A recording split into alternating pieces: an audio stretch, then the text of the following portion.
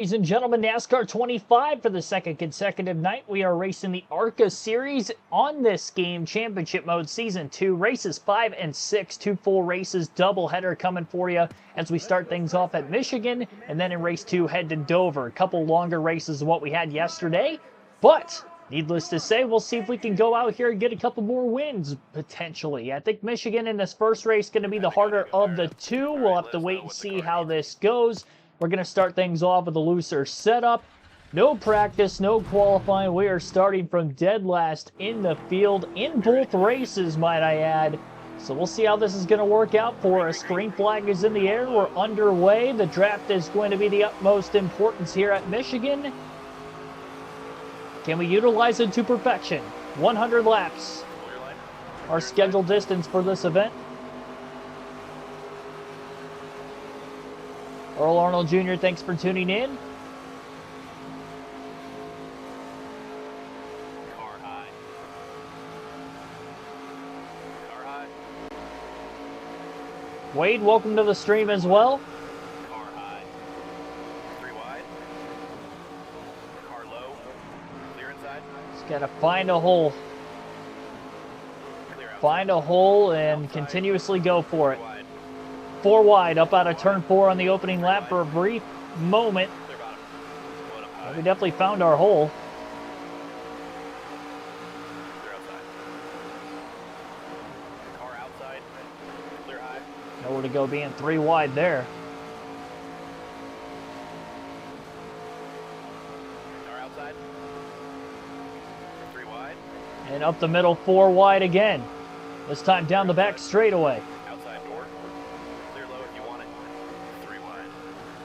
Car high. You're all clear. 1 low. Clear inside. Car low. Rocketing our way through this field so far. Clear low. 1 outside. Butterbean out in front and leading. Clear outside. Mile and a half tracks at Kansas and Charlotte. We were able to dominate and win both races yesterday of our doubleheader. We had 2 cautions in race number 2 at Charlotte. And in race 1 at Kansas, we had 3 yellows. Inside door. This race being 200 miles, it's going to be interesting. It's longer than both of the races Car that inside. were yesterday. Clear high. About 150 miles in the 1 bottom. Monster Mile race at Dover, which will be the shorter of the 2 races. You're all clear. Up to 13th.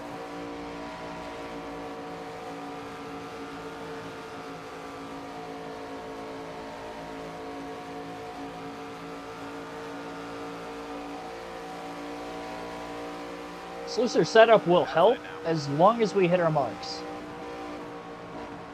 Clear outside.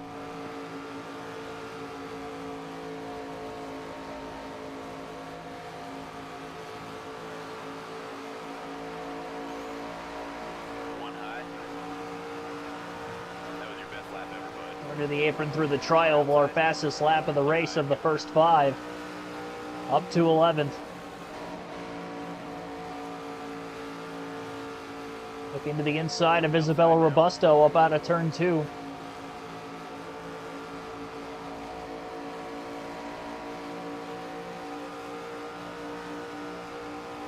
Still there, top. So I learned from my mistake last season. I'm going to go with a 4-tire pit stop instead of 2 tires.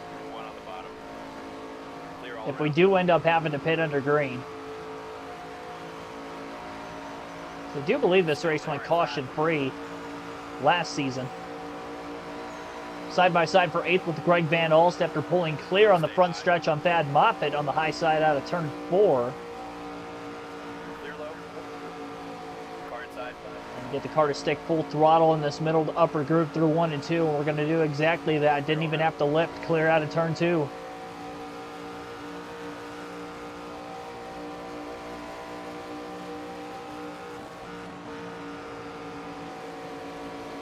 On the time, land at 7:10 Eastern. Oh yeah, we will be. I'm starting a little earlier tomorrow, but that's because we have a little bit more action to get through.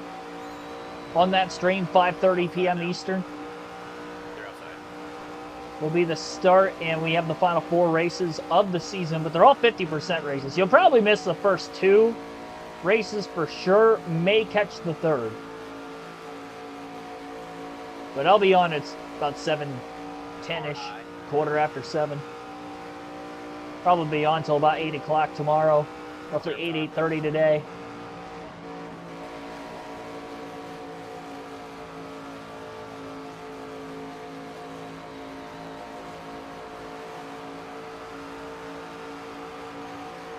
Inside door.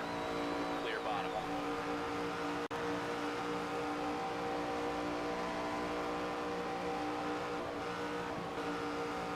Clear inside. Side by side for the lead between Lawless Allen, Butterbean Queen up at the front of the field. Sawalich in 3rd. Corey Day up the middle, 3 wide between Jake Finch and Andy Jankowiak. Clear. What dominance here out of Corey Day on the season. And then bringing that into today where we're up to 4th. Good shot at the championship. I mean, obviously, yes, because we are the points leader. So we try to break the draft on the front stretch with Jake Finch riding in line behind us. Definitely got a great shot at the title. We'll have to wait and see if we're going to actually win the whole thing, but awesome start in this race so far. Catching a push and a bump draft down the back straightaway from Jake Finch. Wait to see if that was going to do anything for us. Top 3 cars got away from us right as we were starting to catch the front of the field. Worked our way up to 4th. Now we'll just have to see where the long run speed's going to be. We'll try this middle to upper groove of the racetrack only because I can run full throttle up there, and I can't do that in the middle to bottom. The lower I run, the more risky it is to try it.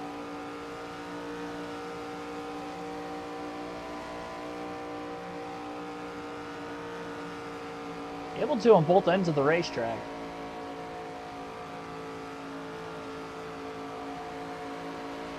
I can't believe Lawless Allen just went up there and took the lead away from Butterbean the way he did. We were about 2/10 faster than the leader that last lap.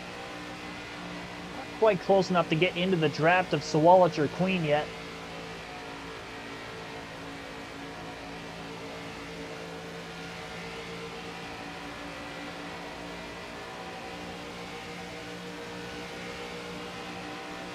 Sawalich up on the inside of Queen now.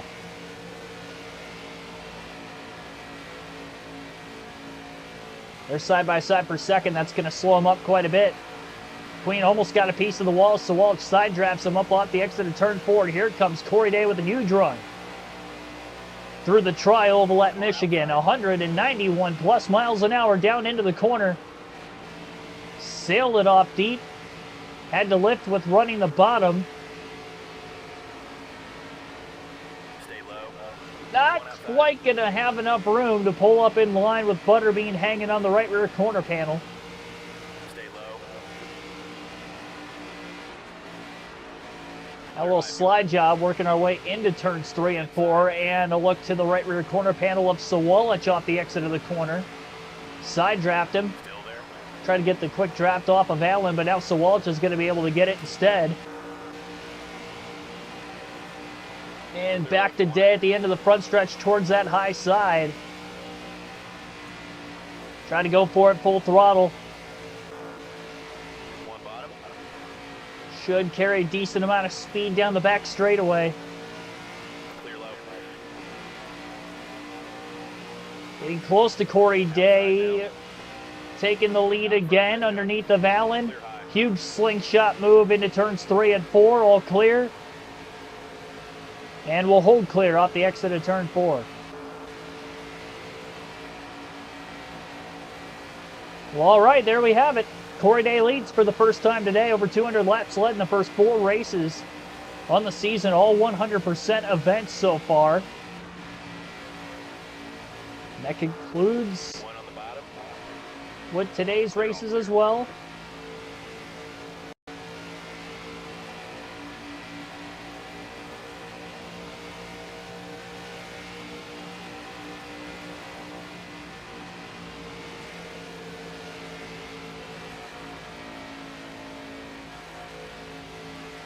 XX Larry, thanks for tuning in.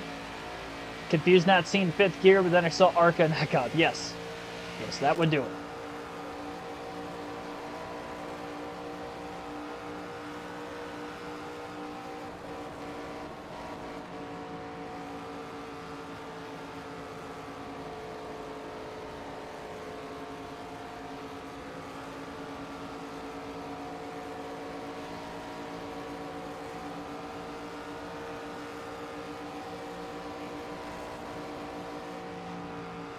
Yeah, I'm going to be taking a little bit of time off of the Cup stuff on NASCAR 25.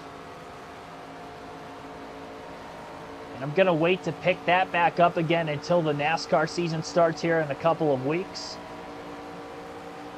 So I could do the Daytona 500 with the Daytona 500, Atlanta with Atlanta, so on and so forth. Now, obviously, the schedule a bit different this year, so we'll get to some tracks that are different, but only doing the regular season for a full season points championship. I'll end up finishing it before NASCAR 26 comes out in the fall next year, so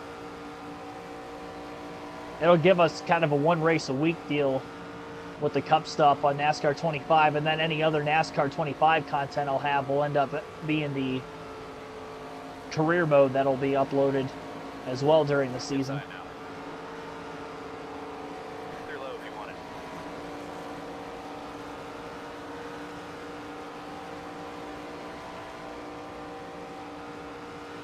Looks like we're going to be the ones to beat yet again.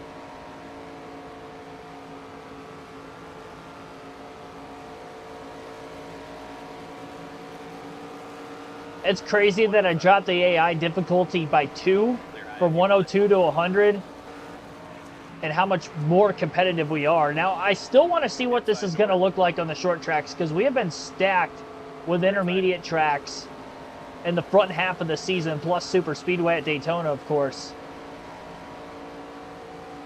That one we kind of had to scratch and claw just a bit to win as well.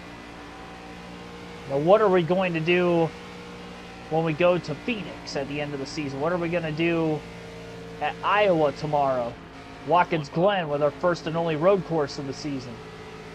Because I'd say the road courses are even more of an Achilles heel for me. Especially the Glen. Probably the hardest one on this game by way of raw speed for myself, so I'm up for the challenge. Got a short oval in race 2 at Dover, but with that being said, I finished second at Dover in our first ARCA season, so I think I could have a strong run there. We're doing well better at Michigan.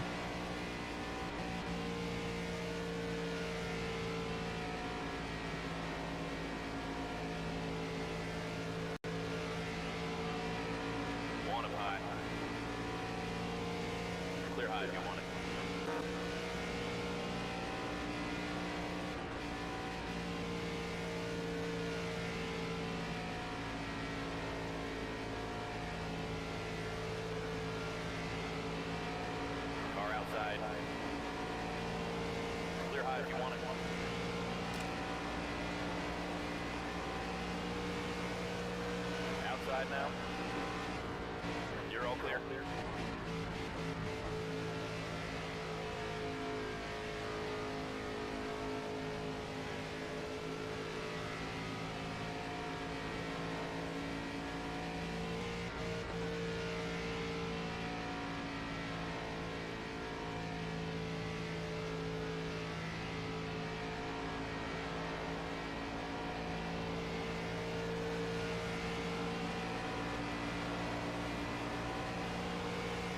Outside.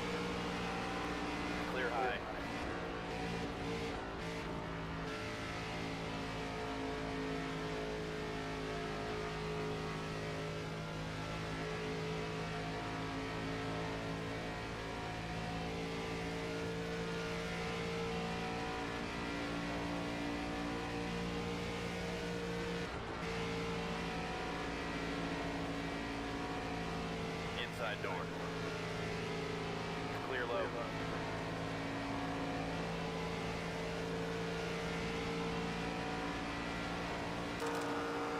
Kind of staying at that roughly 2 to 2.5 second lead over Allen. Haven't pulled away a ton.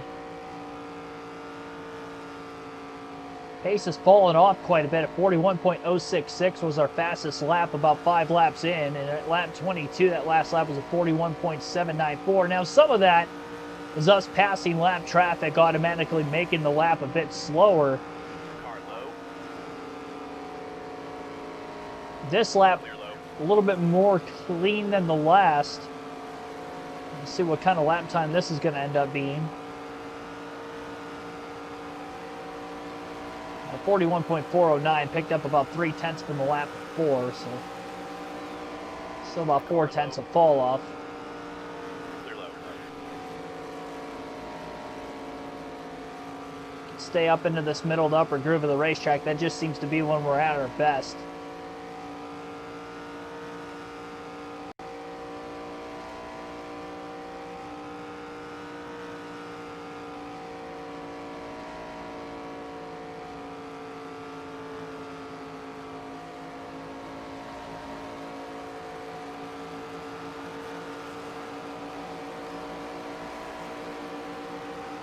Car inside. Clear inside. Car inside. Clear low if you want it.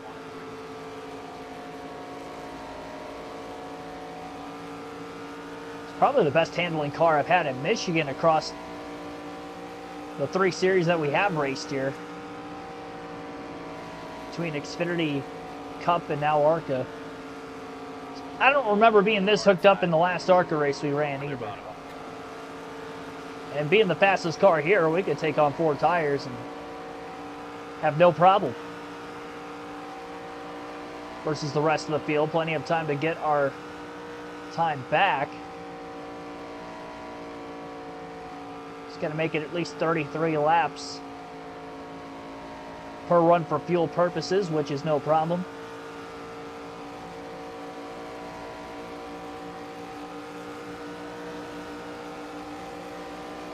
One on the bottom. Clear low if you want it.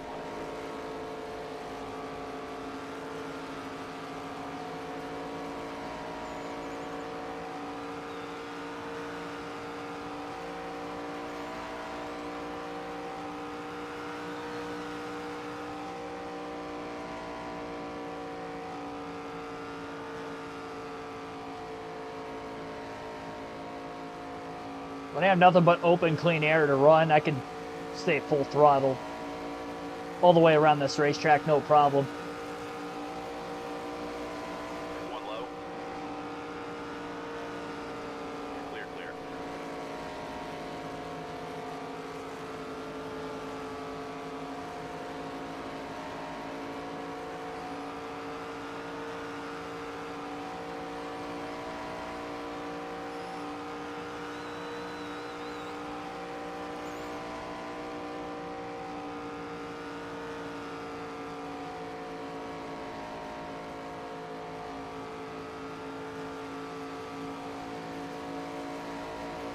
Billy Kramer, welcome to the stream.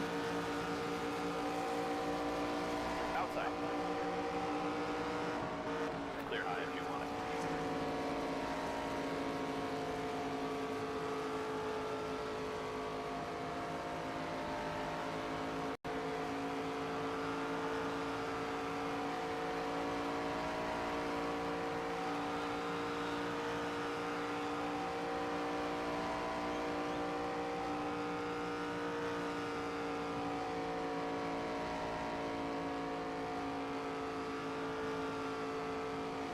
Did take roughly 13 laps to get to the lead the first time.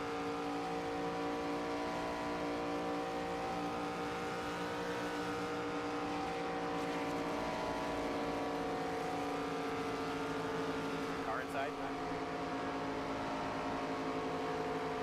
Clear bottom.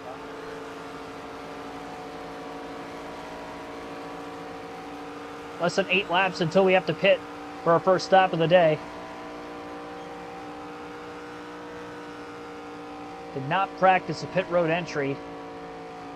I'm gonna baby it just a bit.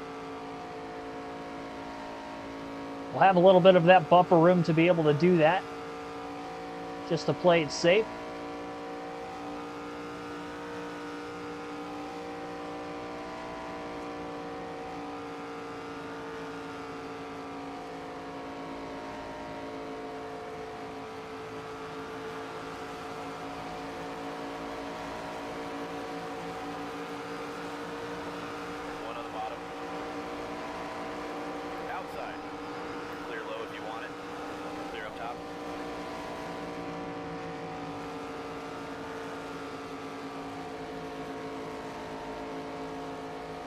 Do a couple games of MLB 25. You haven't touched that since baseball season. Or at least since the Tigers were eliminated from the playoffs, and then I just fell out of watching baseball for the rest of the year. But that begins. I'll be picking up my road to the show mode right where I left off last season. And I didn't finish up my season I was doing with the Detroit Tigers either. I think I have like 2 or 3 months left, so that'll be my my summer gaming gig. The back and forth between PGA 2K25 and NHL 26 over the last month plus, pretty much since about Black Friday. My sister actually got me the PGA 2K25 for Christmas this year, so I've only been playing that since December 25th, and then right around Black Friday I got the NHL 26. I've been off again, on again with that. I was on there consistently until I got the PGA game, and then I've been kind of going back and forth because I'm having a lot of fun with both.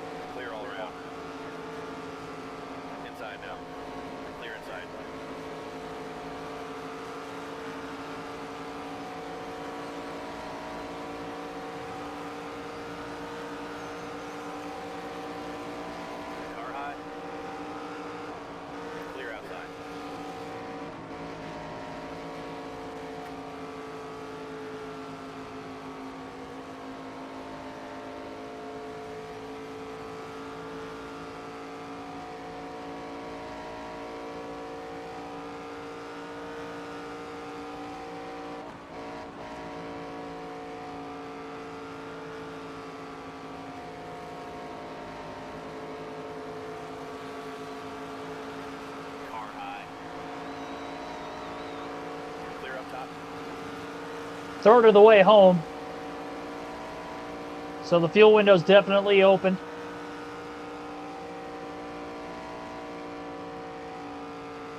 Make this race under our 2 stops. Just to ensure that we'll try to take this as far as we can. Definitely not going to pit this time by. Probably going to look to pit the following time though.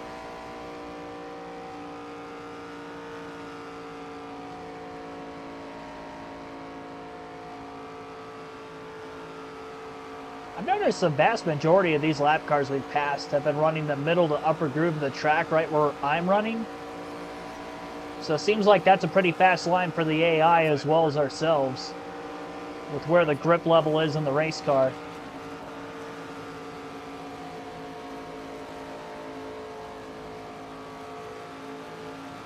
Try to save some fuel if you can. Outside, bring it in this line. Let us know. All right, we'll come in for our 4 tires, no adjustments. We'll top off on fuel. Clear. Speed limit's 55 miles per hour to get to pit road. Lap 35 coming to lap 36. And we've got several others pitting right now as well.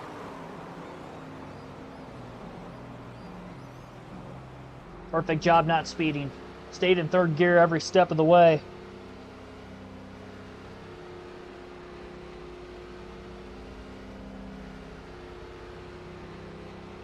lost the lead.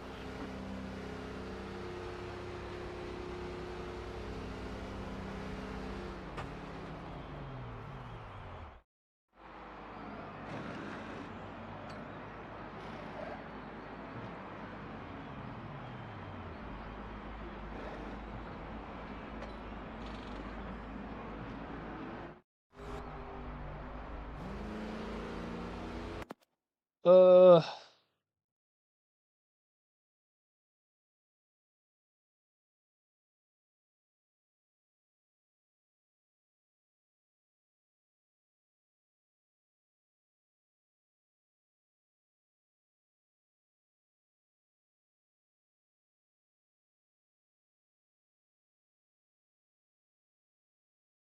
Alrighty.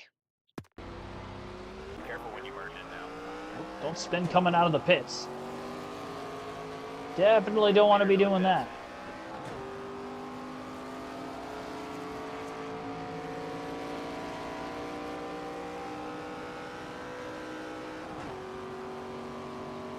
Work on getting up to speed. Haven't seen any spins up to this point. We only need to pit one more time. We may end up pitting 2 depending on if we get a caution. But this is a pretty straightforward 2-stop race. I mean, we are carving this race in nearly half, or a third, excuse me, each run. Great job. You got the lead. Casey Kitzmiller was able to lead for just a short bit. Corey Day, though, back out in front.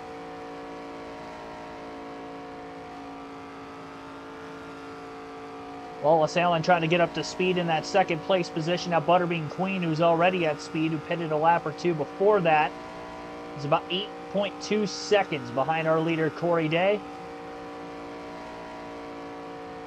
At lap 37.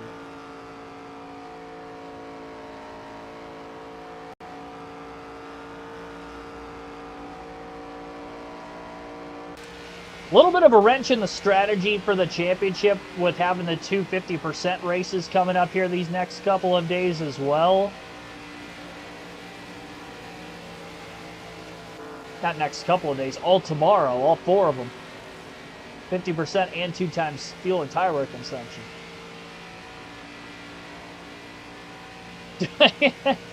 Yes, I do. I do know how to drive.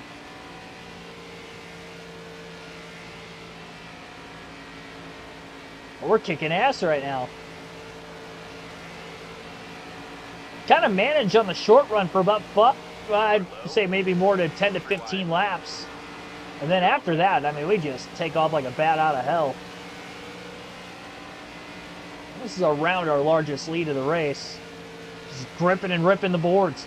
Honestly, as dominating as this is, it might be lackadaisical for those of you watching at home, but I will say that it's a lot of fun just kind of ripping the boards at Michigan. Reminds me of the good old days of watching races here back in the Car of Tomorrow era where they were all the way up by the fence, all the way down by that yellow line on the bottom of the track in 3 and 4, 1 and 2 as well. It's a fast racetrack. I got a huge soft spot for Michigan, it being my home track. Been there 10 times for Cup races over the years, so definitely more than any other track. Ross, thanks for tuning in, by the way. I didn't shout you out yet. I read your comment. One outside. I have definitely learned how to drive this season. I can tell you that much. Outside door. I'm sliding up. I don't want to take his line away too badly. I want to cause an incident. And a very clean race so far. I haven't even seen anybody get out of shape.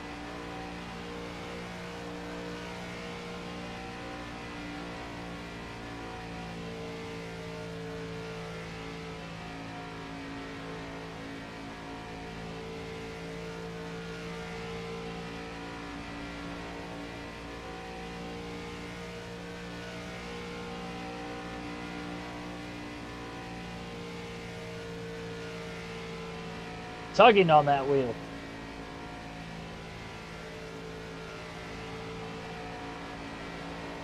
Well, we're definitely going to extend the points lead in this first race, assuming we can hold on and get a win. We're outside.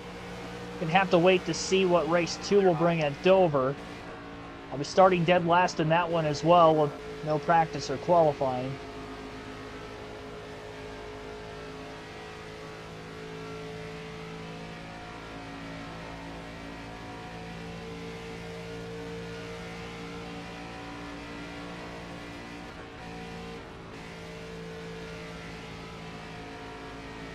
Finished second at Dover last season, so really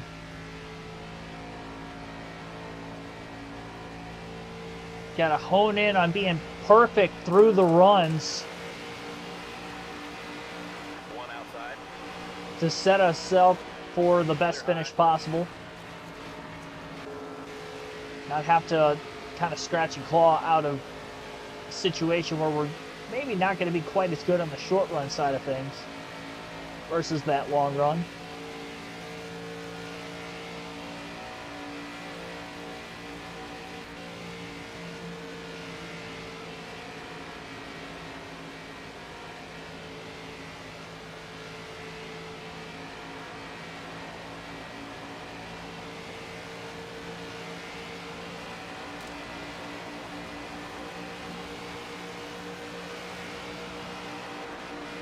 Inside.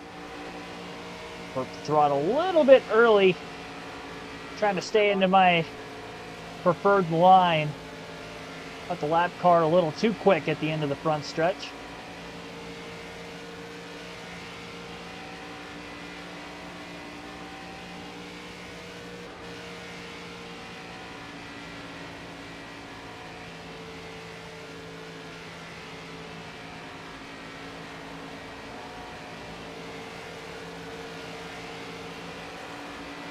Inside door. Clear low if you want it.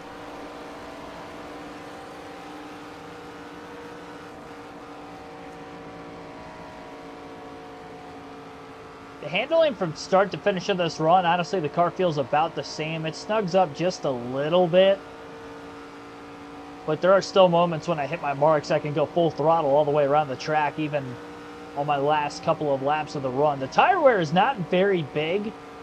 I don't think it was below 50% on any of the right side tires, or obviously left side tires as well, Clear high. when we hit pit road for that first stop at lap 35.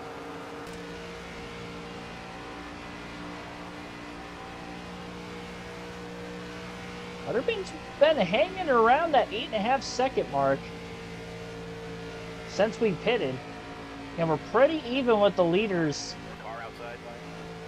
for about the first 10 to 15 laps of the run before we start to pull away.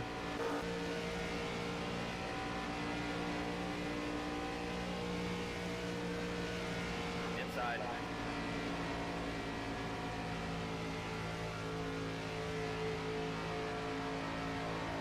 Still there. Clear low if you want it.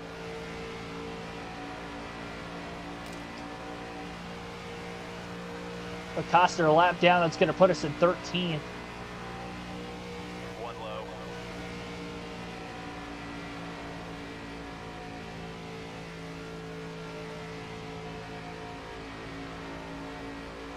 Still there. Clear low if you want it.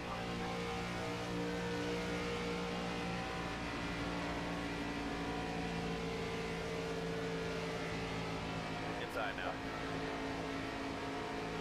Clear?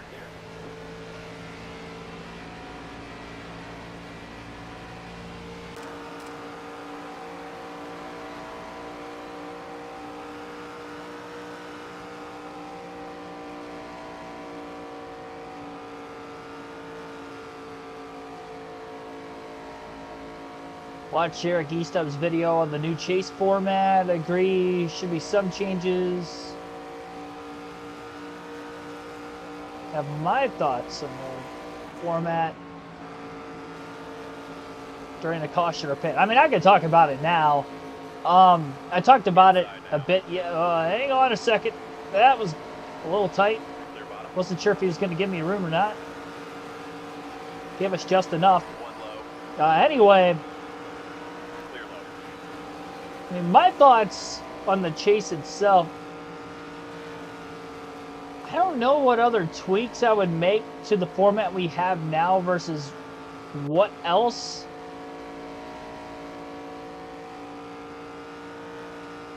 I mean, other than shortening the playoff field in general, like I think that 10 to 12 range to make it more so that the more elite drivers of that said season get in. Because I've always looked at race finishes across my years of watching any kind of racing. You finish in the top 10, that's a pretty good night. You know, depending on the case, like if you're going to like a local show and there's a lot of entries, maybe making the feature is a good night. But most nights, a top 10 is a solid night. So I like the idea of having 10 drivers in the chase, because like that is your top 10. That is your most solid drivers, without a doubt, on the season. And then you could reset the points, you know, the way that they're doing it now. Pay for the race wins as much as you're doing now with that 20-point increment between first and second. All that's the same. That's really the only tweak I would make. That and the, which doesn't really have to do with the points format as much. I don't mind stage racing. I just don't like the stage yellows. I don't like the arbitrary caution. It dumbs down the strategy a ton. Like, we have zero strategy on mile-and-a-half tracks anymore. It is halfway or to try to make the most out of your tire stint on both sides of the run, or you stay out long hoping for a caution. And I think watching that Bristol fall race this year and the spring race at Bristol in 2024, or this last year, so 25 in the fall, and then the spring race in 24, that reminded me of an old school NASCAR race, to the extent where tires are at a premium. Who can manage their tires the best? Do you run the risk of staying out longer versus others, or short pitting? And there are some tracks where maybe you have a two-stop strategy versus one in the stages, because there is that much tire fall off, like a Richmond does from time to time, depending on, you know, how many cautions they have per incident during the stage. Darlington's another racetrack they do that at a lot, and sometimes Homestead. So that's why I like those racetracks a lot, because it does put more strategy into the normal dumbed downness that we have with the stage racing. And I think there would be even more of a strategy emphasis if you took the stage cautions out. Because not everybody's going to be in position to get some stage points. So you're going to see drivers 10, 20 laps before the end of a run at like a regular mile-and-a-half like Las Vegas. They're going to pit early, try to gain like 10 to 15 seconds of time if they can, on drivers who are staying out to get the stage points that they earned because they were dominating and they were running well throughout the course of the race. So, I mean, that's a tweak I would make, but that's not necessarily towards the chase format in general. And as far as the chase format itself, just condense it. I like 10 drivers over 16. And I think it's a more competitive chase field from top to bottom, obviously, because I don't think we're going to see those bottom couple drivers being any near the contention.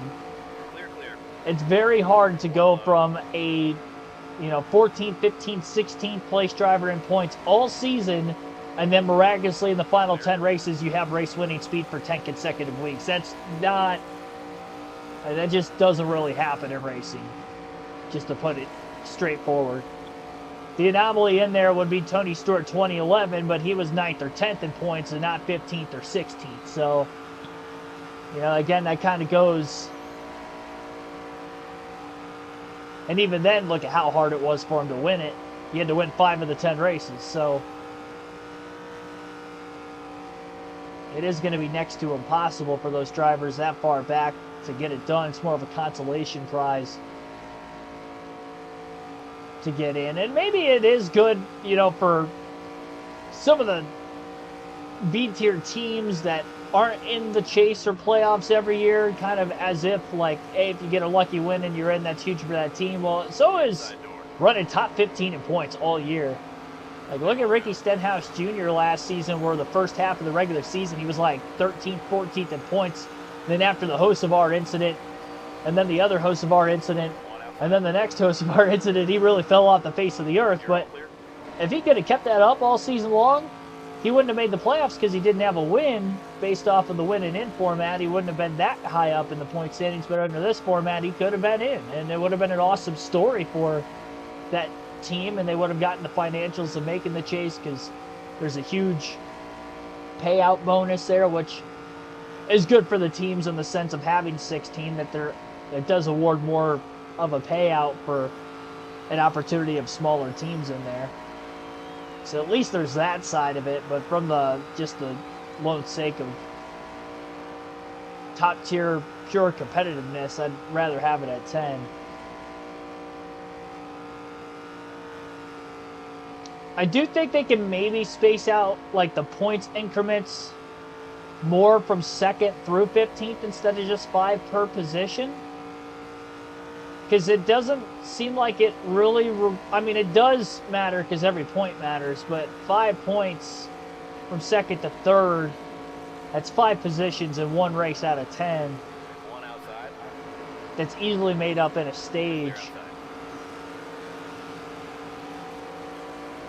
Maybe they should have more of an advantage over 3rd, and then 3rd should have more of an advantage over 4th rather than what they have now. But I do like the advantage that 1st has over the rest of the field. It does make the regular season championship matter a ton because 25 races, I mean, that's without stage points, Clear. that alone would be, what, a 14th place finish?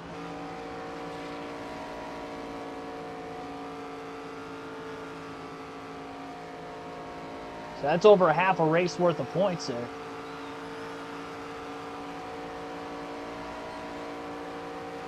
Not counting stages, of course. Car low. Clear low.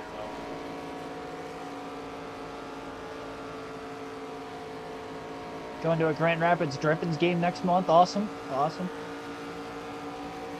I have no idea with minor league hockey. Are they playing minor league hockey during the Olympics, or do they have off just like the NHL does during that time? Because I have no idea.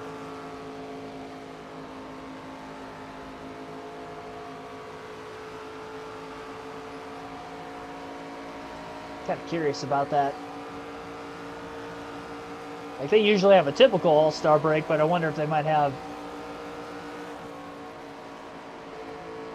One bottom. something even more. You're all clear. Could do something like the Advanced Auto Parts Weekly Series bonus points for qualifying. Qualifying at the back and making your way to the front. So the only reason I believe that like a regional series would do something like that for points, as far as like, you know, starting at the back and finishing towards the front to maybe earn more points based off of that merit, is you could have the potential capability. Or, okay, so let me go back to the prior point that I was going to make there. The reason why it's like that in a smaller regional series, there aren't as many cars on the track at once. So there is that. So the likelihood of coming from 24th to 1st is a lot more likely than, say, from 40th to 1st, especially in this day and age of the Cup Series, where the next-gen car is next to impossible to pass on certain tracks. So while there's that, also that lays in where they're, as we're 4 wide up the middle, that also lays in, I think there could potentially be some sandbagging with that if we awarded some kind of, Still there. well, I guess it depends on how many bonus points they're going to award.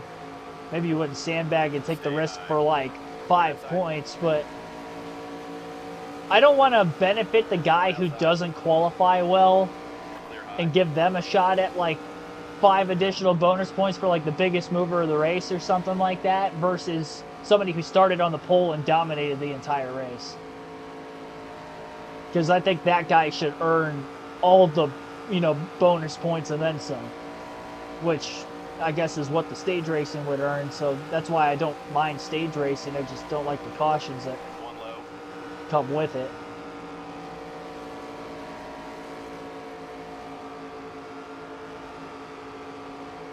Clear low if you want it.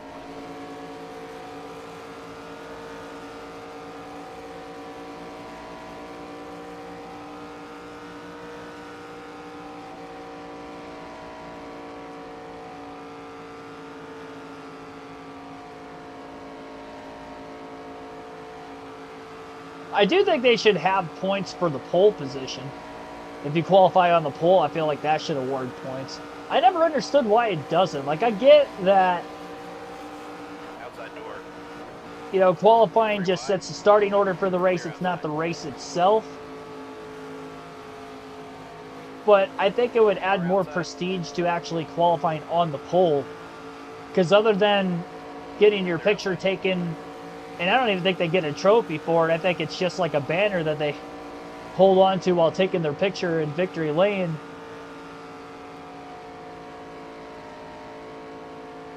There's no necessary prestige in qualifying on the pole, but adding points to it, I think, would make it mean a lot more.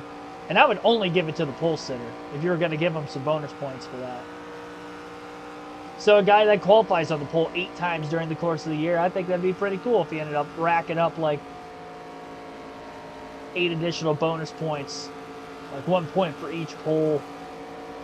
I'd rather have a point awarded to the pole sitter each race on the fastest lap during the race.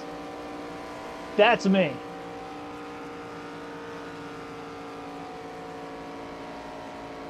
Also award keeping your nose clean. Yes, it does. I think, honestly, that might have played out a little bit better during the playoff format rather than what we have now, because keeping your nose clean is a whole part of being as consistent from start to finish of the year. Or from start of the year to finish of the year. Which is what this point system is trying to do, while still having some kind of a playoff or chase format. To appease, as much as possible, both fans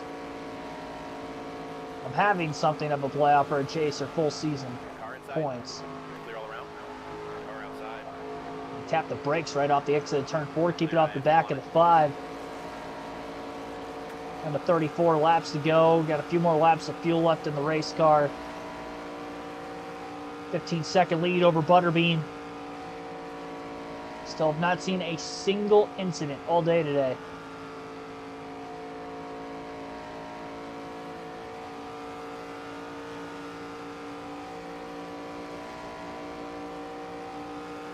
Bring it in, pit this time. Minor league hockey is playing during the Olympics. I kind of figured, because, I mean, if you're playing minor league hockey, you're probably not going to be on a national team somewhere, but...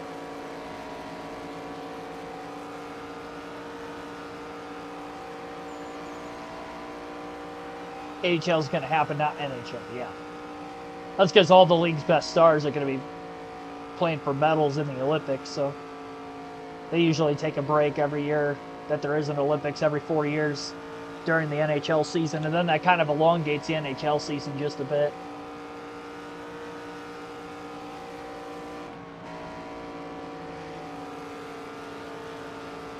Inside door. Clear inside. It's not like basketball in the NBA where the Summer Olympics are during the summer, but the NBA season's like during the winter months, so it doesn't overlap.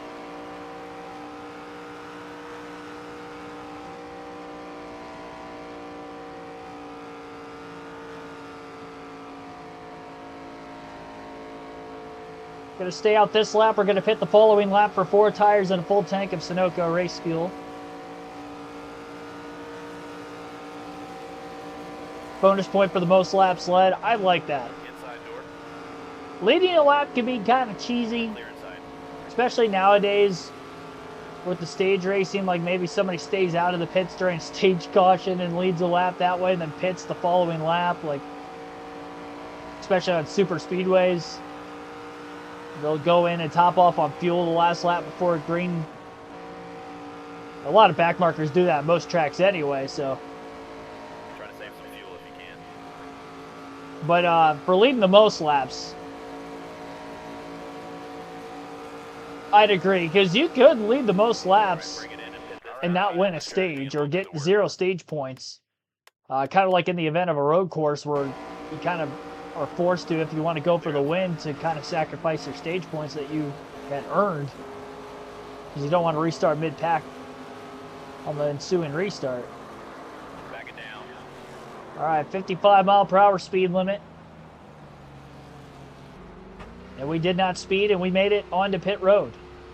No incidences. We have cycled through 2 full fuel runs to start this race. Final stop of the day.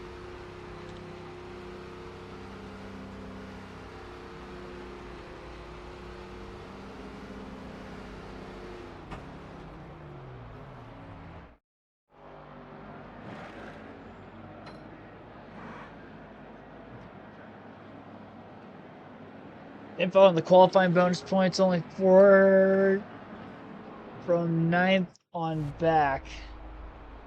Driver relinquishes the starting position. Stay on the blend line now. Ineligible for points. Gotcha.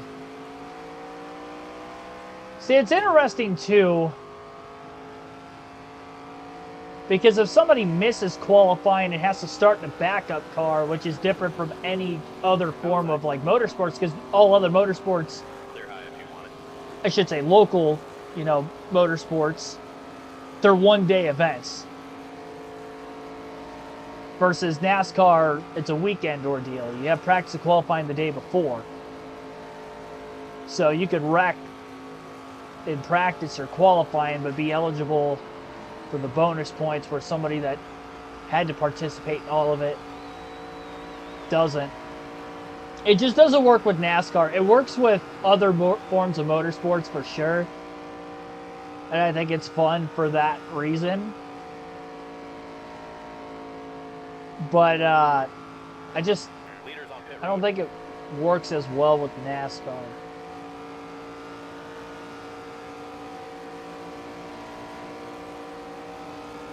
Unless they manufacture some kind of a rule where that would factor in, where it's like you can't drop to the rear for any specific reason, or if you have a backup car and you're already starting back there, you can't do that either. Big Nate, thanks for tuning in. Keegan to HMS. I wish. Hey, if they're looking for a replacement for the 48, I'm right there. We got the HendrickCars.com Chevy, and we've been kicking tail with Corey Day in this ARCA season so far. Outside now. 3 wide. Clear outside.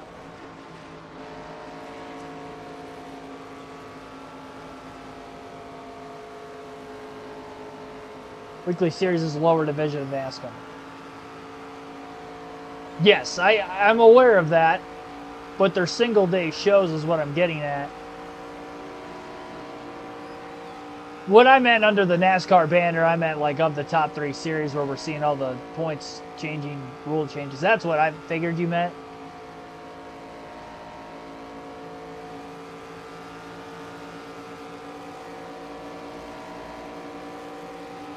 One bottom. Big Nate, you just missed it. We've actually been talking about that for about the last, like, pretty much since about lap 50 or so of this race.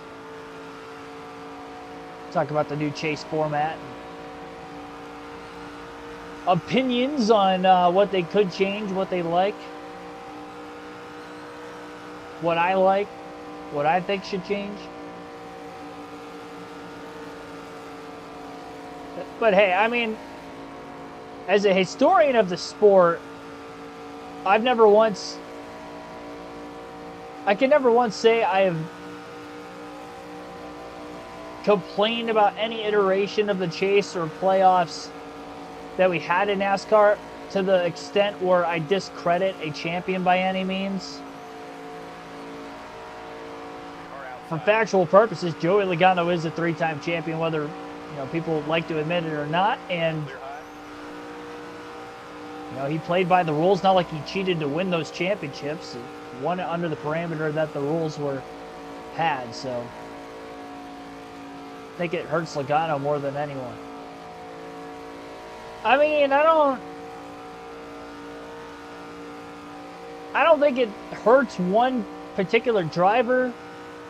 I think the drivers it hurts the most are the drivers who would be nowhere near the top 16 in points that could get a win throughout the course of the season for one reason or another, and that be their only ticket in. I do think it hurts your Cole Custers of the world who could go out and win at Daytona randomly. And I think it hurts Austin Dillon, who can go out and maybe win Richmond a third year in a row, but that's not going to guarantee him anywhere near a top 16 points finish if he's not top 16 in points. So I think it hurts those guys way more than it hurts Joey Logano. Joey Logano was a 7th to 8th place driver last season. Outside door. And while he didn't win the championship, he competed for it, obviously, under the playoff format rules into the second to last race of the season. Now, if he had a season like that next year, okay, he'd finish about 7th or 8th in points. But 7th or 8th in points, to go from 7th one year to a champion the next, is by no means impossible. And he still races for a powerhouse team. And while he only had one win last year, even the few years he had before that, you know, he was still getting wins. I mean, you look at 2022 when he won the championship that year with the next-gen car. Didn't he win like 5 or 6 races? And 3 or 4 of them were in the playoffs. You know, if he does that, starting in that 5, 6, 7 seed, you know, maybe even just inside the top 5, like a 4 seed or so, I think he can go out there and win the championship still. While his body of work during the course of the regular season did not look very good, both last year and the year before that, I do think Joey Logano is still a championship contender. Now, I don't think he's the same kind of championship contender that I would throw up there with like a William Byron in recent years, or a Christopher Bell, or a Kyle Larson. I think he's in that next group. But again, I think he is in that, you know, 5th to 8th range.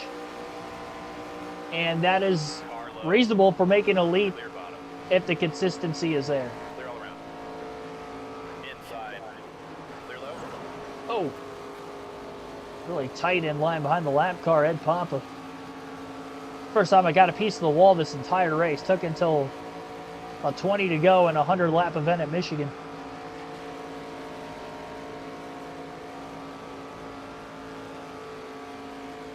Most consistent lap.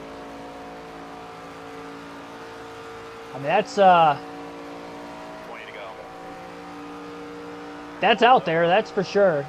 Honestly, so I personally, oh man, about to cause a wreck here at some point. Now I'm making contact with Papa.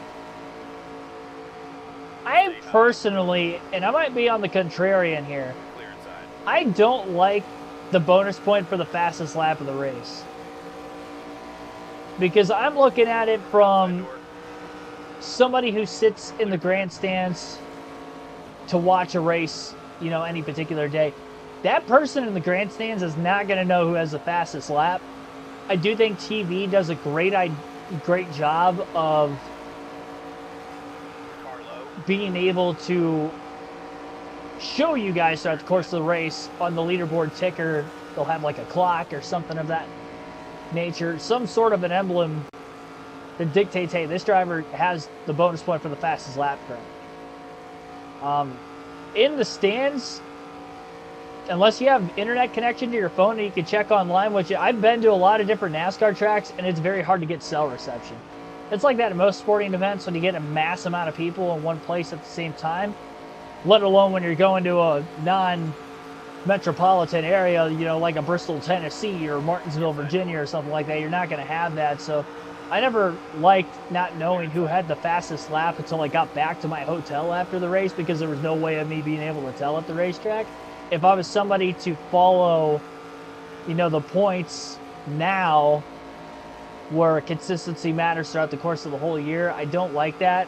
Also, even like somebody could have the fastest lap of the race on the last lap of the race, so even if they score it on the ticker, you're not going to know about it until after the race anyway, that, oh, hey, so the Xfinity fastest lap of the race, by the way, that wasn't the actual fastest lap of the race, because Todd Gilliland on the final lap at Daytona ran the fastest lap in the last race of the regular season, and that bonus point got him into the chase. Like, it's hard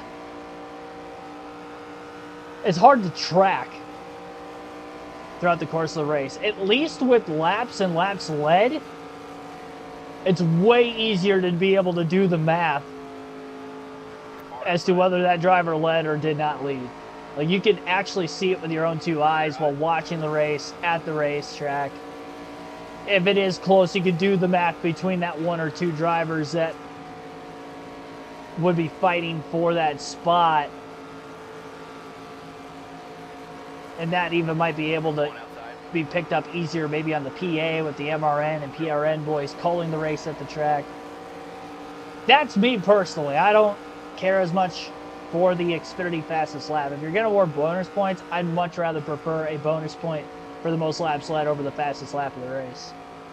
Because I feel like the fastest lap of the race is way more of a lottery than than winning or leading the most laps. You lead the most laps, you were of the most dominant car of the day through various times in the race.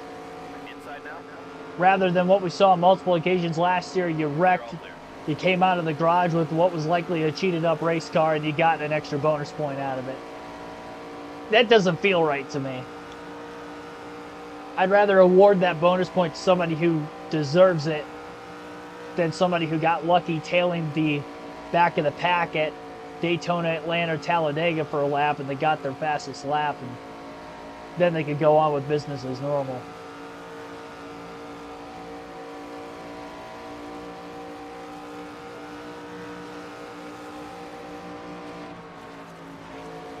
How'd I get a half a lap lead? Well, Clear high. I'm just kicking ass, you know? Not quite a half a lap ahead. Close. Car outside.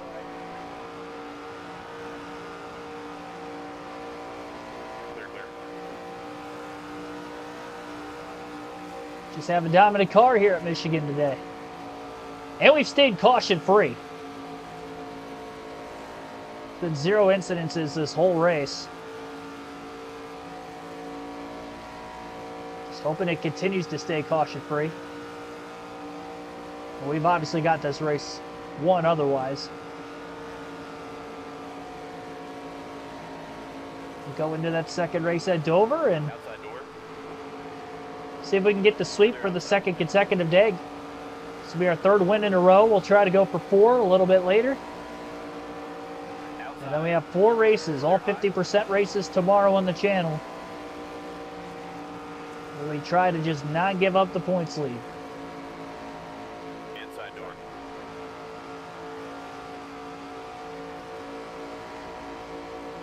Clear low.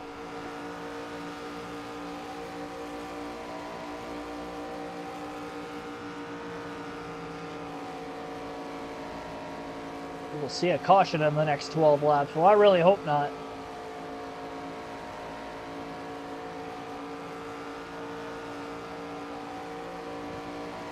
Everybody's good on fuel between now and the finish.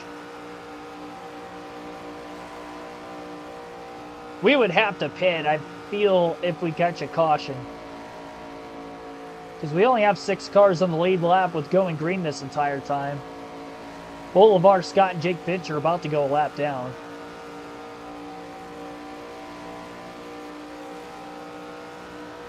Bolivar, Scott, and 6 is right there. 3 wide. Corey Day on the inside of Scott. Stay low. Bottom lane of the racetrack. Stay low.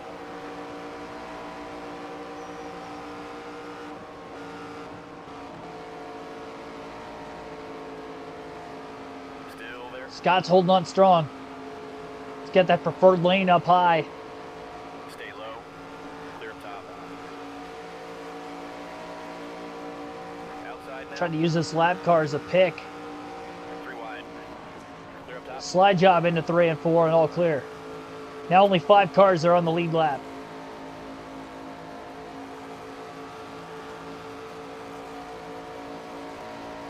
And 10 laps to go here at MIS.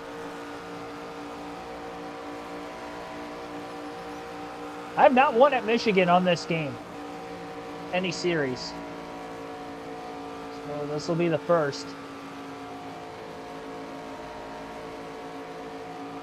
Outside now. All clear.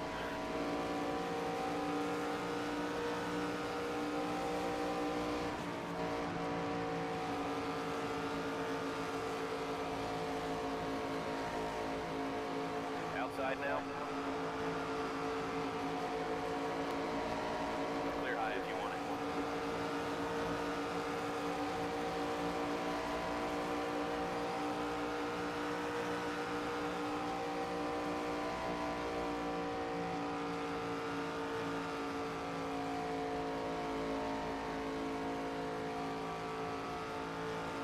Porty in Tulsa right now, yet in Michigan, yes.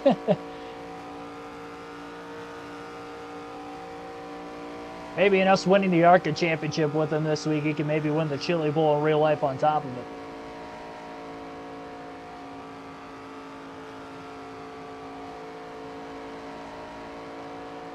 He's a great young dirt racer.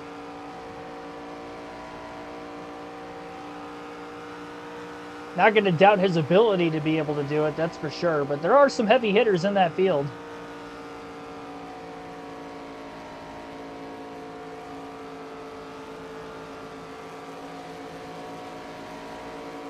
Or outside.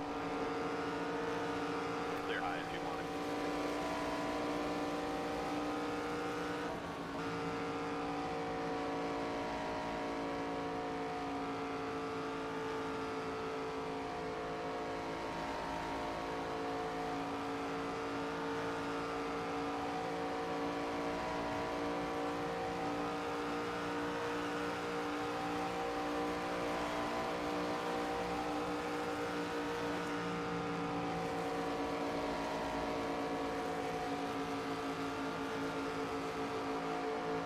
One outside. Clear, clear.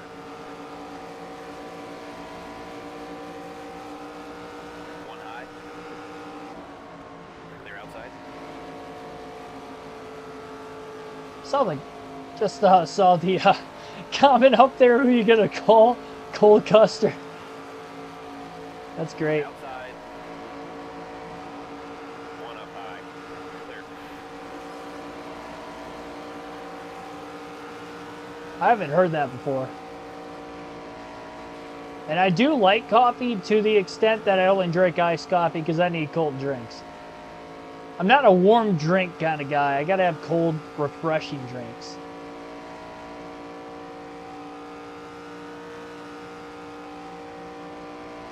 I want all my beverages ice cold.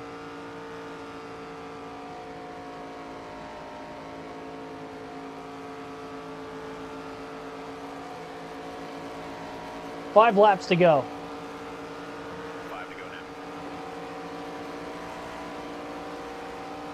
This will be our first caution-free race of the season. If it stays green. Not a single spin or incident of any kind. 20.5-second lead for Day. Only 5 cars on the lead lap.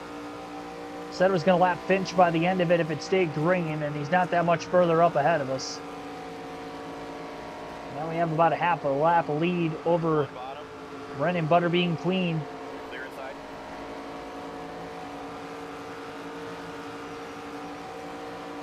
I'd seen news earlier today. I haven't talked about it yet, this entire race, but Tony Stewart's supposed to run the truck race at Daytona in a few weeks. So that'll be fun.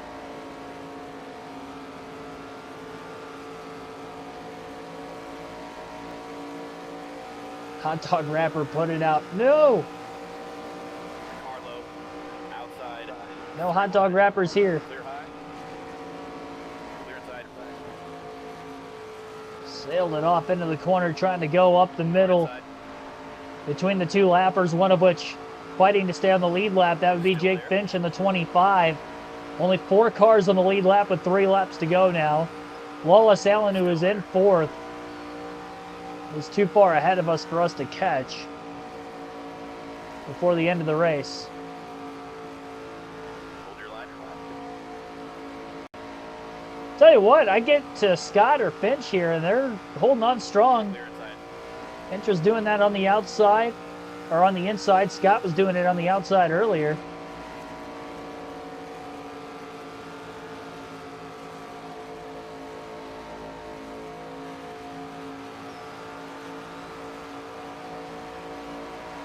Had a good run for Robusto outside the top 10. 2 laps to go.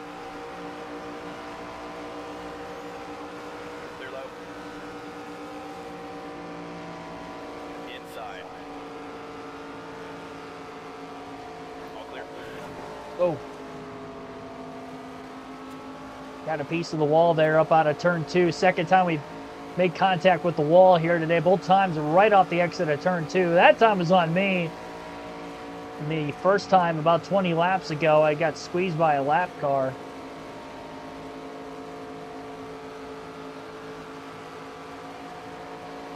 No yellow though. We stay green. White flag in the air. 1 lap to go for Corey Day. Keep it up. Solid finish. Going to lead over 80 laps. It'll be just less than 300 laps led through the first 5 out of 10 races on the season. It's been utter dominance to win 4 out of 5. And no finish worse than 4th. Should have been the lone non-win at Rockingham, where we finished in that 4th place position in race 2. Outside now. Clear On to ahead. Dover, race 2 of the night up next. As we try to keep the win streak alive, it'll be at 3 in a row for Corey Day, as we will capture the checkered flag out of turn 4 at my personal home track, Michigan International Speedway. Let's go. Great work out there, driver. You're unbelievable. Domination. Caution free definitely helped. The long green flag runs at the end of the Kansas, Charlotte, and Michigan race aided us immensely. We're good on the long runs on this game, especially on the intermediate tracks. Just don't give me late cautions, and we haven't had any yet, so thankful for that. 1 hour, 11 minutes, and 2 seconds total time in this race. 21.9 second margin of victory over Brennan Queen, who finishes in 2nd. William Sawalich 3rd. Lawless Allen last car in the lead lap in 4th. Jake Finch first car lap down in 5th. Then LeVar Scott 6th. Andy Jankowiak 7th. Jason Kitzmiller 8th. Thad Moffitt 9th. And Greg Van Alst rounding out the top 10. Spire Motorsports, Corey Day getting the race win. And we'll take a look at the point standings through the first half of the season.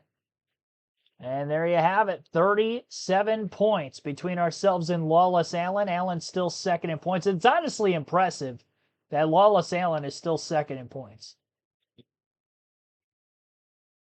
But 37 points, I mean, that's not a lot. We have one off race, and they're right there. I mean, I'm the only one to finish in the top 5 every race, but like Allen's finished top 10 every race. So Sawalich all but Daytona, and the same for Brennan Queen. There's a lot of guys who are only, one top 10 behind us. All but Butterbean finishing in the top 20 every race. Hell, I mean, Butterbean's finished in the top 5 in all but the Daytona season opener. He's up to 5th in points. And he's only 2 back from Scott. So we'll see what that's going to look like after we get through this next race. Same settings. Which the only thing I change race to race would be the stability help if I need it, but I don't need it. I don't need it. I don't need it.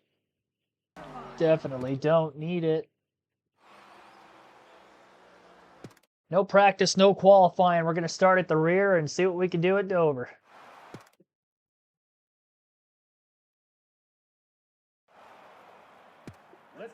Try to keep our win streak alive. Doing a great job not getting involved in incidences throughout the course of the season. Crank it up now. Time to go. Keeping us intact. All right.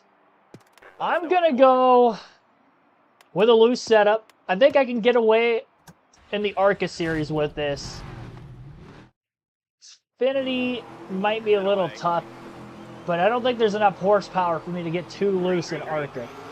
If we have to make an adjustment, we will. Green flag is in the air. We're underway. 150 laps, 150 miles at Dover. And then General Tire 150 for the ARCA Menards Series. Sawalich on the pole, and I remember him winning this race. And we finished 2nd with Butterbean last season, so we'll see what we can do here this season. Trying to win at a track I've not won at in this game before, any series. Car inside. Clear outside. Car outside. And do our best to work ourselves up in the running order as cleanly as possible. Clear outside. One outside. a bit of contact with Johnson Jr. up on turn 2. Made that first initial bit of contact, then got glued to him a bit. Now contact with David Smith. Car outside. Clear outside. One high. Clear high if you want it. Car inside. I'm being patient. 3 wide. It's a lot easier knowing you're the points leader. Car outside. Clear high. Back half of the season, I could see us not winning a single one of these final 5 races, honestly. 3 wide. We have no more intermediate tracks left the rest of the year. Inside now. It is all about 1 inside. consistency on the short ovals, minus Watkins Glen being a road course, and Watkins Glen will probably be even tougher than the short tracks, because I'm not as good on the road courses. I just have to use too much stability. I don't have any stability here. Clear high. We finished 4th at Rockingham. This is a short intermediate oval, kind of like Dover is. All clear. Car outside. You're all clear. One on the bottom.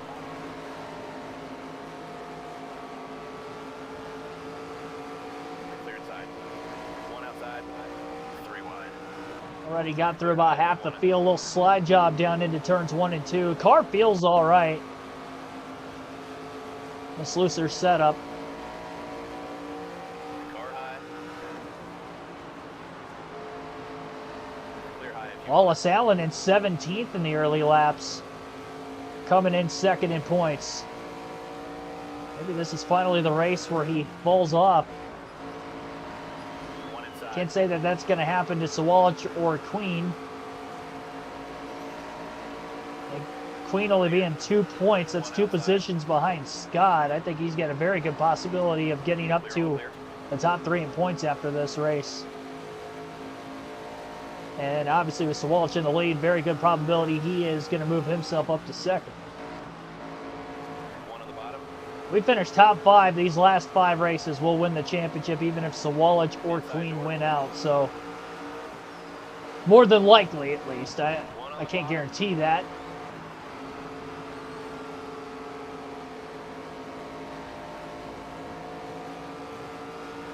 Clear low. With a 37-point lead, that's probably not the case for Sawalich, but it puts pressure on him to have to win out.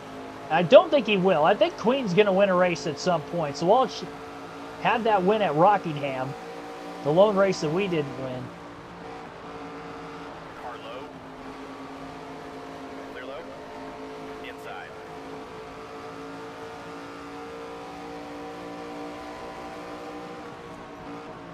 Clear inside. Inside door.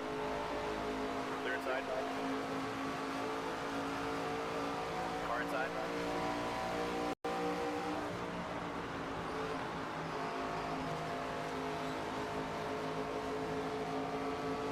Stay high.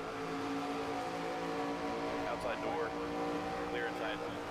Corey Day already up to 10th in just 10 laps as he passes Andy Jankowiak for that 10th spot through 3 and 4.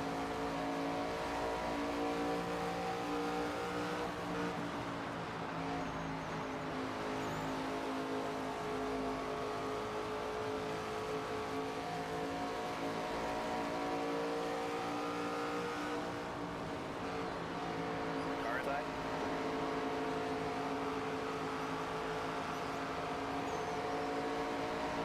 Clear low. So this race went caution free on the last season as well.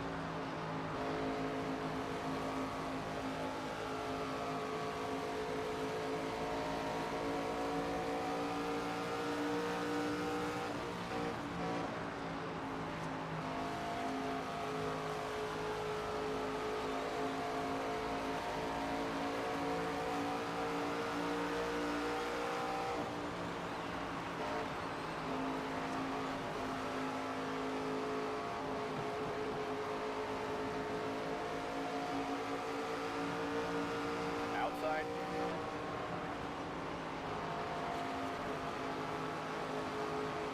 Side of Greg Van Ulst Clear outside.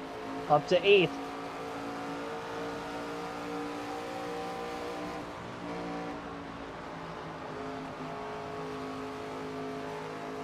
One outside. It's a very low exit. Out of turn 2, that was an aggressive line. Clear, clear. Inside now. To the outside of Kitzmiller now for 7th place.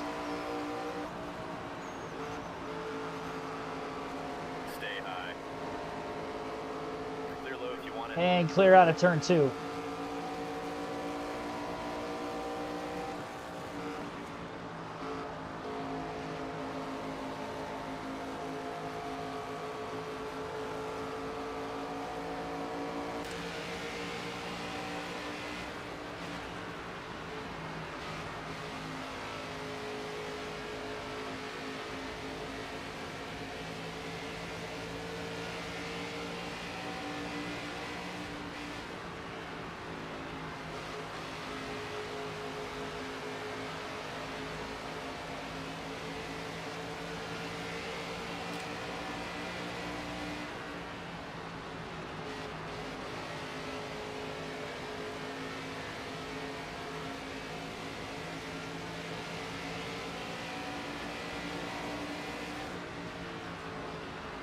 Outside. Clear, all clear.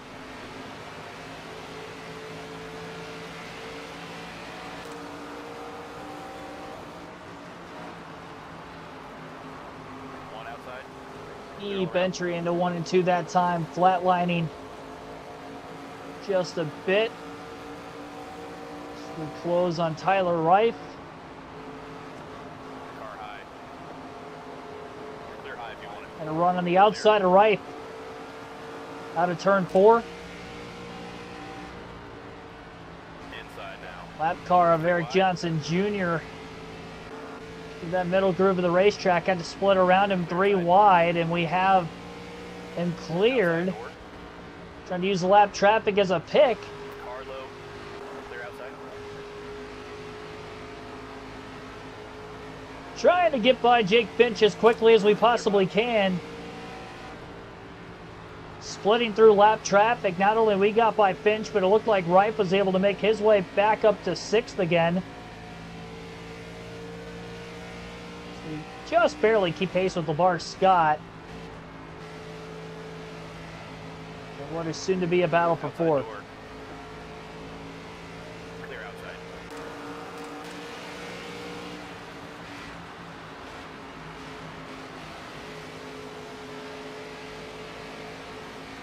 One up high. To the inside. Clear high. Glowing by Scott down the back straightaway as he got picked behind Quarterly. One up high. Clear high.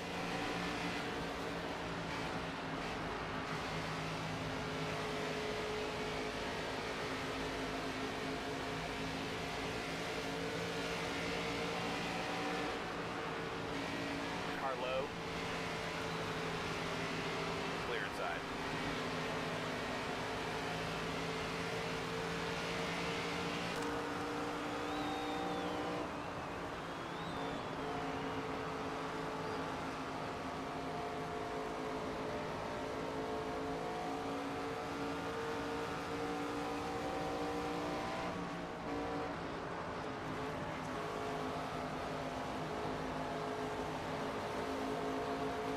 Car outside.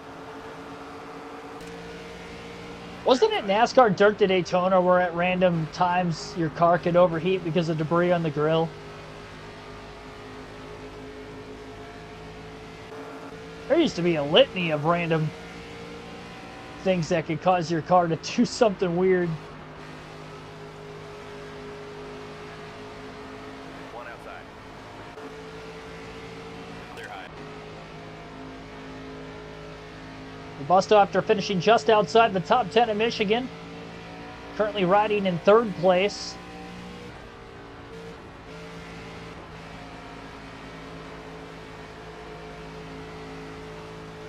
Massive run out of turn 4. And a look to the inside of Robusto for 3rd. Clear up top. Take your line away, all clear, middle of the corner. One up high. Position-wise, so far we've done our job.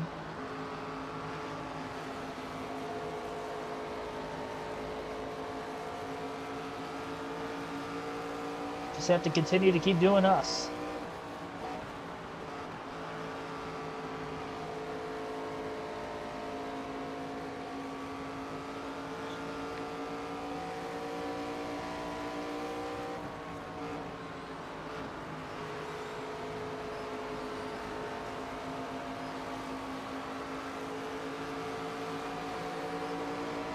Car outside. Clear up top.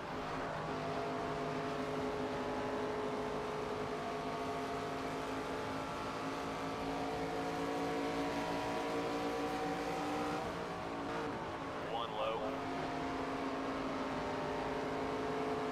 Clear low. Butterbean catching the lap car in a terrible spot right off the exit of turn 4. Just less than 2 seconds out of the lead is Corey Day in the 77.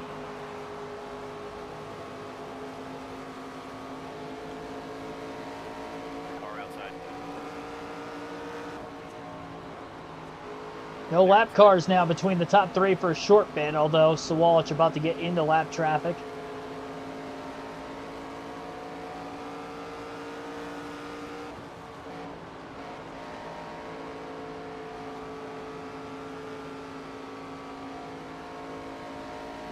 There's a lot more where that came from.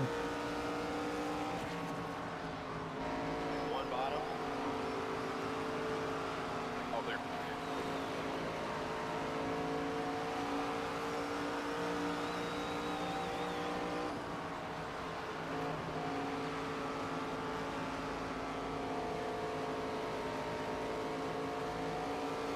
Sawalich and Queen stuck just a One bit. outside. 3 wide.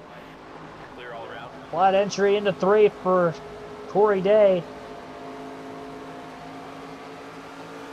Outside. Butterbean caught 3 wide. down into turn 1. Lap car on the high side. Queen in a tight spot. Day lifted up out of the exit of turn 2, just trying to play it safe. Clear up top. A battle for second. Outside door.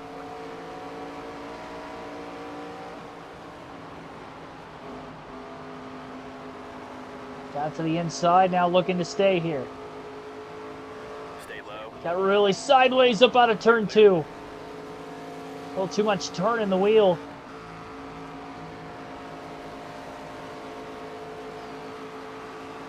Motoring our way though through 3 and 4. Power move to get right back to him and past him for second.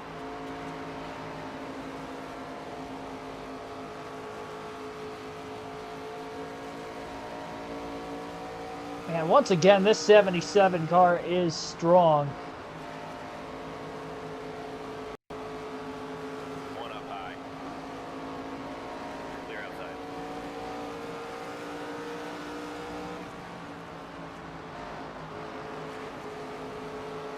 One outside. Clear high. Massive run through turns 1 and 2. Day to the inside for the lead. Clear On Sawalich, first lead of the race. 35 laps in.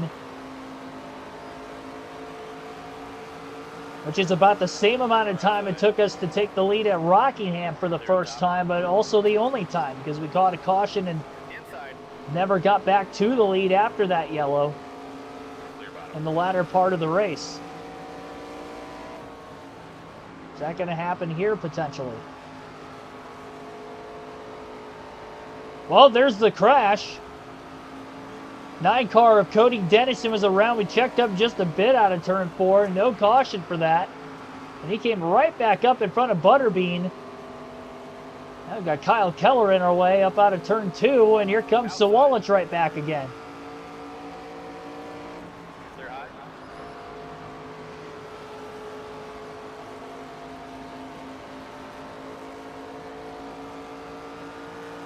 Don, thanks for tuning in.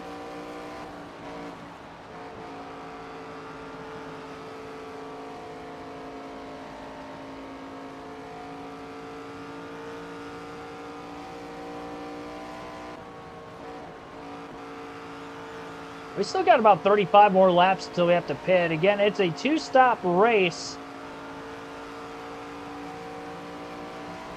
Dennison made his way to pit road. I could see his tire tracks after a spin out of turn 4.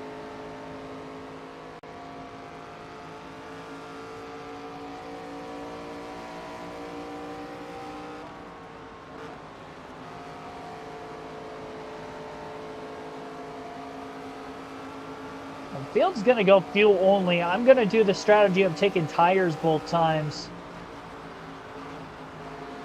One inside. Car high. 3 wide. Clear low if you want it. Clear up top. Inside door. All clear. May end up short pitting that final run just a bit. Just to ensure we're not going to lose the lead late like we did. Pretty much the same circumstance we're in now back when we raced at Dover on the last season. Outside now. Clear up top. The race, I felt like if I just pitted a couple laps sooner, I would have ended up winning. Inside. I'm ready for the Royal Rumble. I'm ready enough. Clear all around. One up high. Oh boy, Dennison is so slow with that damage. He was slow before the damage. He is slow after the damage. Oh, he's still there. Clear inside. He might have just came out of the pits. That could have been why he was so slow. Still trying to get up to speed. Got a little bit hairy going through there.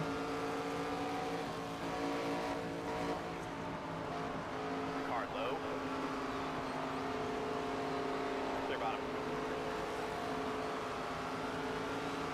I just wish I was going. I feel bad for myself, honestly. Car inside. Told myself after the first year I went I was going to make it an annual tradition. Clear high. I'm not flying out to Saudi Arabia for the show. Otherwise, I would go. I'm upset. Bottom. Clear inside. I'd still highly consider going if it wasn't in America necessarily, but Inside. I've never been out of the country before. I don't know that I want Saudi Arabia to be the first time out of the country. Just gotta hope that it's back in the U.S. again next year.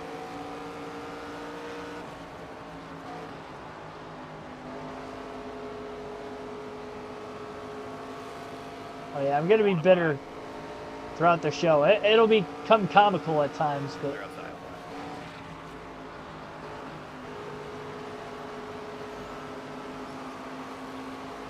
but that also means that Cody Rhodes is not going to win the Royal Rumble because I'm not going to be there. So Clear high. I've seen him win 2 of the 3 that I've gone to see. So now that he lost the title to Drew McIntyre, he is not going to win the Rumble match because I am not there. Clear outside. And then he won at the Rumble against Kevin Owens in the ladder match last year when I was there. So he's only ever won matches that I've gone to in person. That's an undefeated streak right there. It's 5-0 in matches I've seen in person. And because I'm not going to the Rumble this year, he's going to keep his streak alive. That also means if I do go to WrestleMania, that means he's going to win his WrestleMania match. I'm booking it Clear outside. right now. I don't care who he faces. If I'm there, he's going to win. Outside now. I think that'll be a cool running gag to see how many shows I could go to with Cody Rhodes on the card to see if he actually wins. Jojo, thanks for tuning in.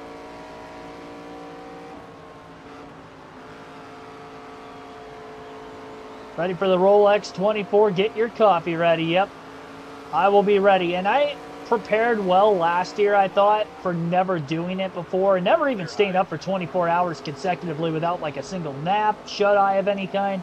So I think I was 1 to 2 coffees short, because I really started to crash there with about 5 to 6 hours left in the race. I was getting a little tired-eyed. And there was a couple times I thought I was going to fall asleep on stream, not going to lie. Then with about 3 hours to go, I kind of woke back up again because we were ramping up to the finish and the racing was getting really good. So it was giving me more to talk about when I was doing commentary. But having a 4.5 hour green flag stretch from about the 18th hour of the race to about the 22 hour mark or so, that was pretty rough. That was not the right time of the race to do that for my sleep deprivation to have taken over. One high. But yeah, I'm gonna make sure that I have an extra coffee or two. I had it on standby and just gonna have to one-up it. Outside. 3 wide. Probably 2 just to be safe. Even if I don't drink it, at least I know it's there. If I did need it.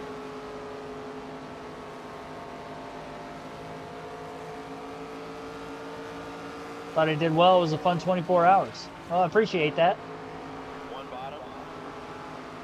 Yeah, I'm thankful so many people tuned in, even during the wee hours of the morning. Because going into it, that's what scared me the most. I'm like, all right, if I'm going to do this whole race, I just hope that there's people watching through the night.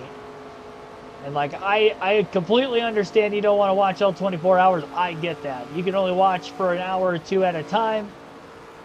Completely understand that, and I greatly appreciate all of you tuning in, but I really appreciate the people that were there all the way through the night and into the wee morning hours, because had you not been there, I might have gotten tired sooner, and if I got tired sooner than I did, then maybe I would have fell asleep, or I would have maybe regretted doing all 24 hours because there was absolutely nobody there. There was a risk, so I greatly appreciate those that tuned in through all hours of the race.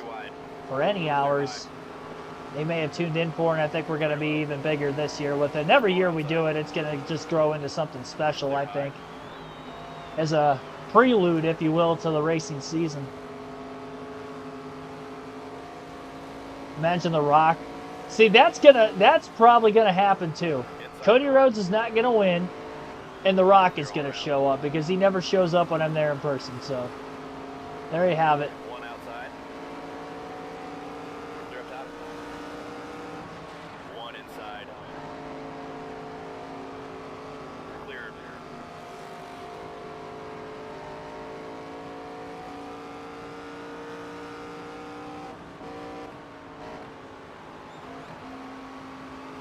Oh yeah, there's definitely going to be tension.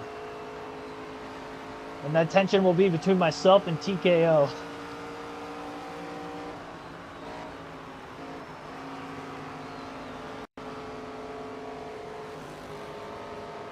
One up high. Clear outside. Second and final race of the night. Got a little less than 15 laps until we're going to have to pit for fuel purposes. Getting close to that first of 2 pit stops.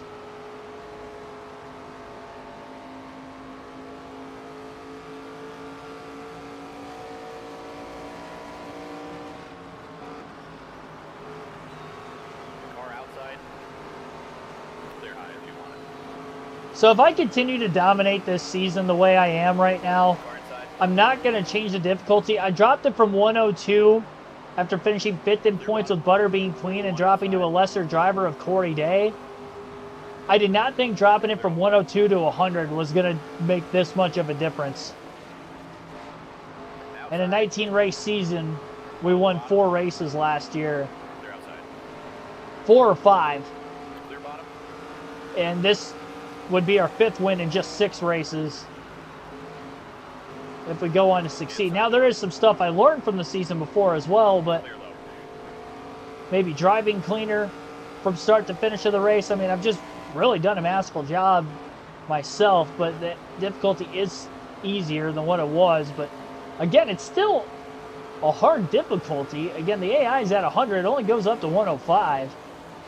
And I had it at 102 before, and we finished 5th in points over a 19 race season, a 10 race season here, and it's tight.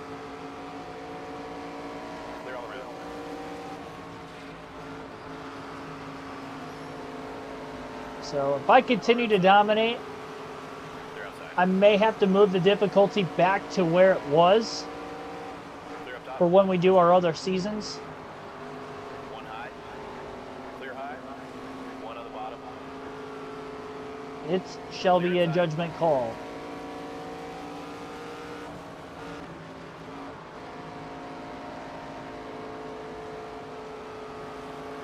Have a good evening. Catch you when NASCAR starts. Yes. Appreciate you tuning in, and I'll see you there for all the action.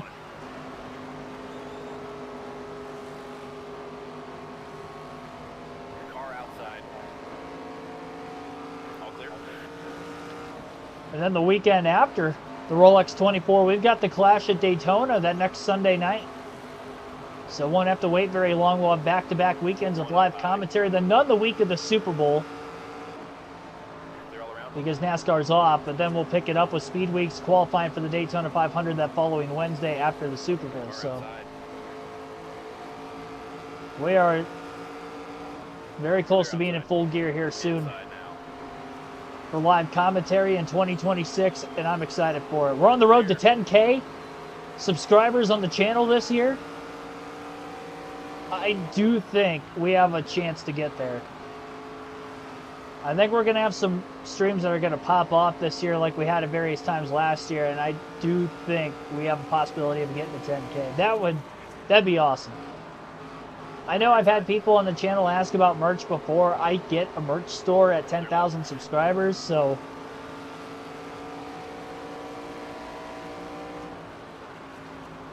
be on the lookout for that. I'll be uploading content regularly this year on Instagram and TikTok as well. I'm not sure about X yet. I don't think I'll do it there. But Instagram and TikTok, I plan on uploading videos from the live commentary streams just as I would with the YouTube shorts after the races are over, but just maybe more in abundance than what I did across all three platforms than just one per weekend. So All clear. there's going to be a lot of content everywhere. Inside. Clear low if you want it. Inside now. I got a lot of moving pieces in general coming up here very shortly in my life, so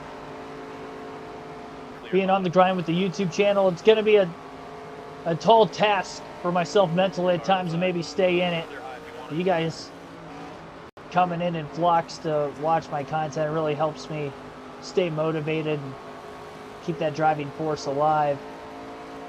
One outside. Clear outside.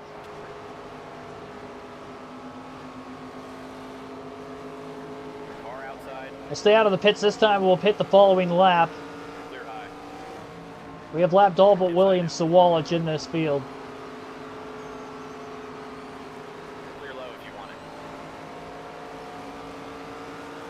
Bring it around and pit this time. Make any adjustment you need. All right, we'll take 4 tires. We're going to top off on fuel. No adjustments. Clear outside. Our first of 2 pit stops.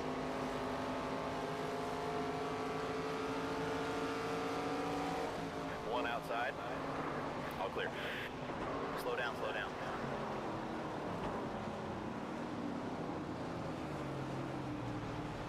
35-mile-per-hour speed limit. Definitely babied it into the pits. But no need to push it. We saw one spin, but didn't get a caution for it earlier. And no spins or no cautions in the first race at Michigan.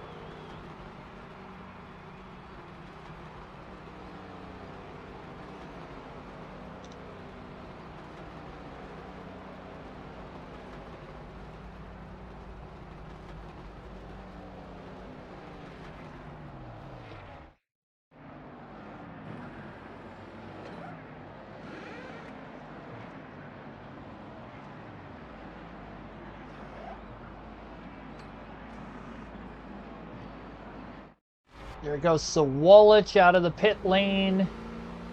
Not far behind him. Pretty respectable stop on our part. Outside door. 3 wide. Clear up top. Car outside. Clear outside.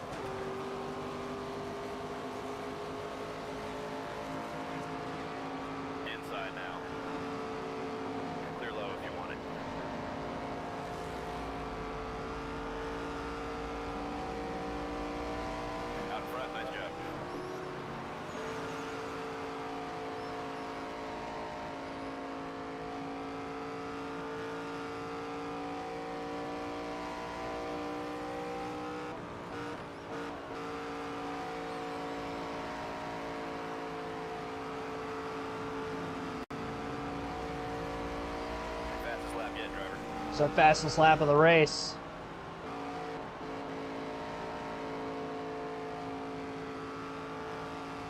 Swalch caught in traffic for a brief moment. A lot of smoke down towards turn 3.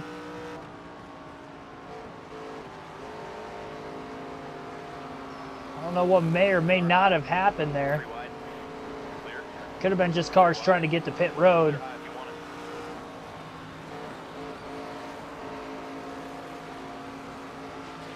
One low, clear inside. One bottom, clear bottom. Or cars coming out of the pits. Clear low if you want it. Halfway point right there. One inside. Halfway home. Clear, all clear.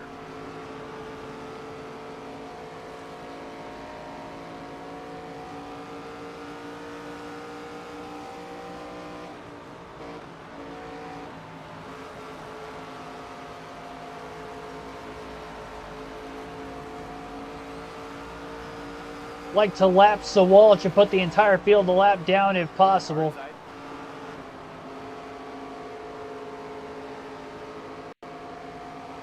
Clear low if you want it.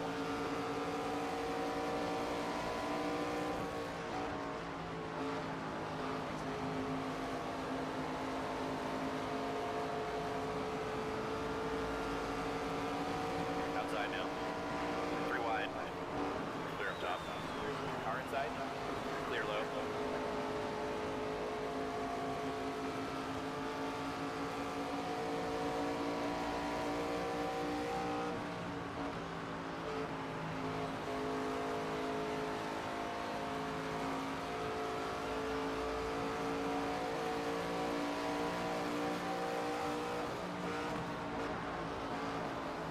One outside. Inside now. Clear low. Clear up top. All it takes is a singular caution to bail Swalch out, get him back into this thing. But if he's a lap down, he would get the free pass and have to be at the tail end of the longest line on a restart, rather than right up alongside of us on the front row. Stay high. Clear bottom. And he is catching some pretty heavy lap traffic down into turn 3 with the lap car who just came out of the pits. I believe that was Quarterly right in front of him, blocking up the inside. Swalch is still held up out of turn 4, and here comes Corey Day, Clear, clear. Outside door. right behind the second place car. Barreling off into turns 1 and 2 are both drivers. We'll see how long Swalch can hold on for.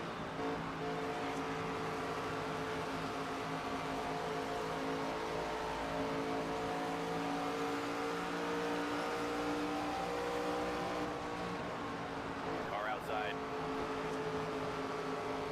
Clear outside.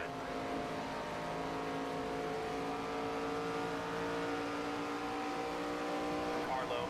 Day with a run to the outside of Swalch. Amber Bulkin, lap car down on the bottom. Car outside. Big run for Corey Day up the middle. Contact though with David Smith, and Swalch, I thought, got down to the inside for a brief moment. Stay high. Now he does. Tight squeeze. I believe 4 wide there for a brief moment, as Swalch is trying to get back on the lead lap. Stay high. 1 high. 3 wide. Contact Clear up top. Outside door. out of turn 3 4. wide. Clear high if you want it. Clear low if you want it. Car outside. What a battle. Clear outside. 1 on the bottom. Clear. Outside now. Clear high if you want it.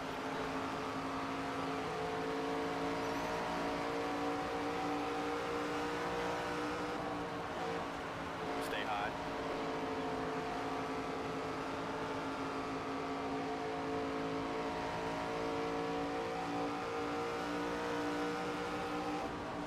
Stay high. Stay high. Outside now. Just able to break free and clear Sawalich down to the bottom of the track, sliding up a bit middle of 1 and 2, but he did the same exact thing as he got tight and dirty air behind our race car.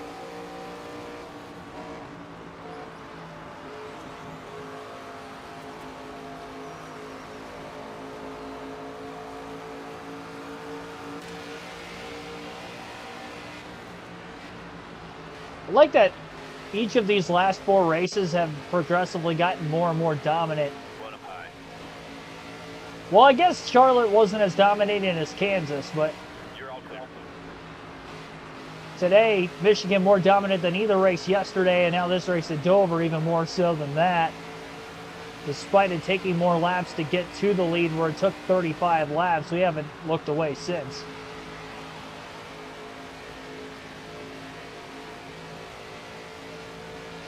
Iowa probably the toughest oval for me on this game. That is next.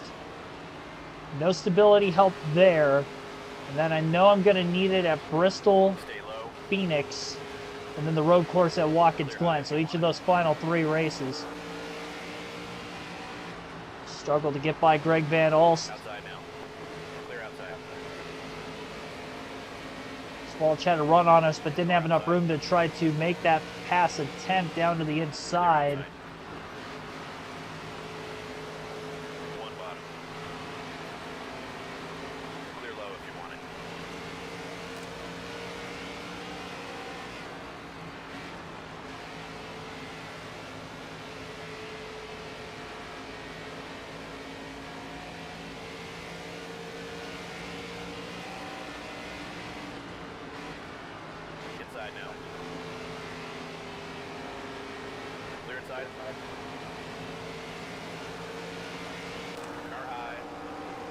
Just every race we've had, the cars had just so much grip. I haven't missed the setup once. And that is definitely a benefactor of 101 for Dover next season. I think I'm just going to up it back to 102 where I had it before. And if it's too hard at some tracks, so be it. Because this is just way too easy.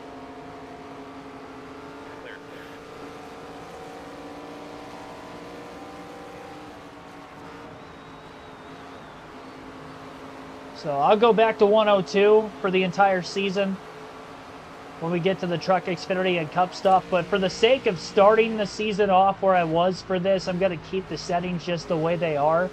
Because I haven't had a race where I've needed stability help yet, and the final 3 races are going to be like that tomorrow with the 50% events. So we may not have as good of a run in those races. Just trying to capitalize on getting ourselves the biggest points lead possible before that. And if we don't win any of the final 4, the hope we finish well enough, close enough to the front of the field, we can manage to Sawalich and Queen. And I don't know what happened to Queen, by the way, but he's not in the top 5 anymore. He was in 3rd before the green flag pit stops that took place, and now he is nowhere to be found. At least again in the top 5. If he has a wreck, I feel like that's going to end his championship chances. Outside.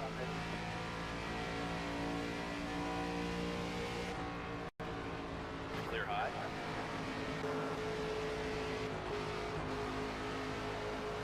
One outside.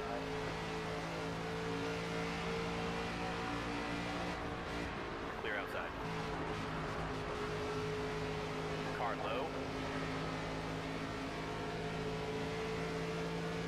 Clear low if you want it.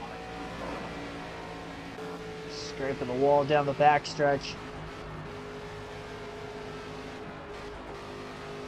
Just trying to stay on the high side with the lap car hanging around on the bottom.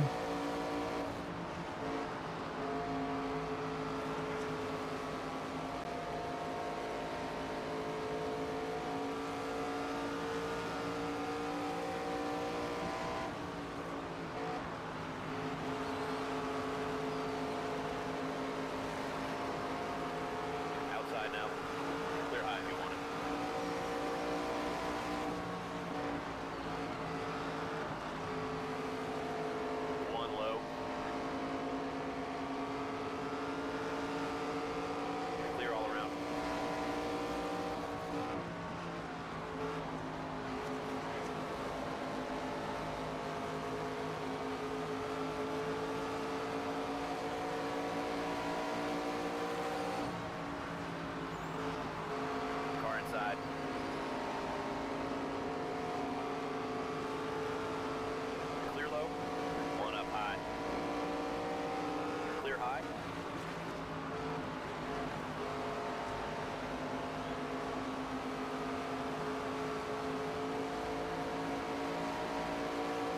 Lap 100.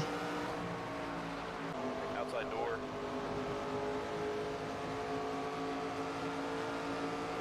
Clear outside. Car high.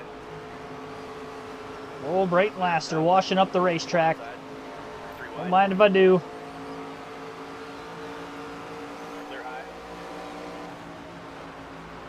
Outside door. Clear outside. Clear. 1 outside.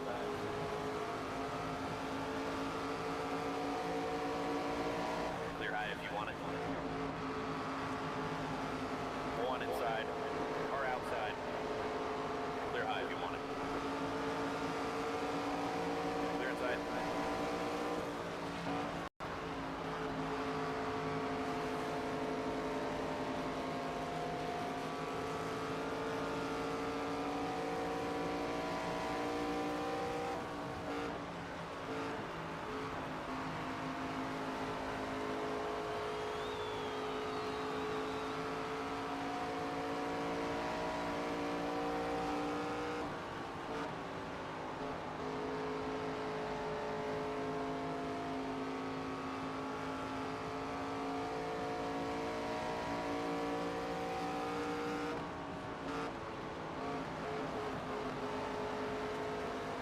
I'm holding out to short pit for the 4 tires because we do have a 1 lap lead.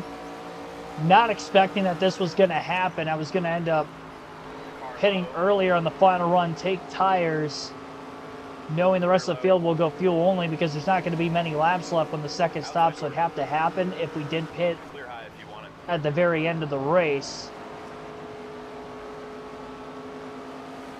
Nobody's going to be able to make it on fuel with just the 1 stop today. Clear high if you want it.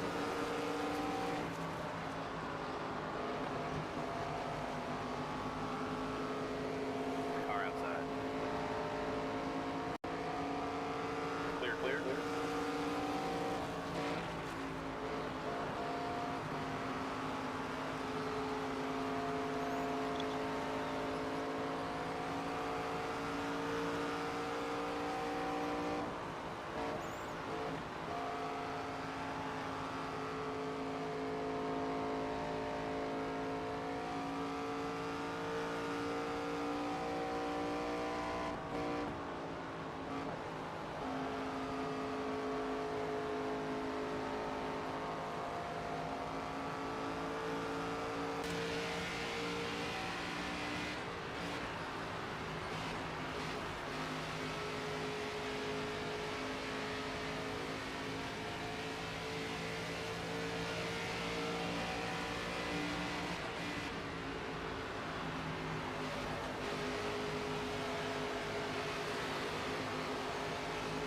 Car outside. Clear high.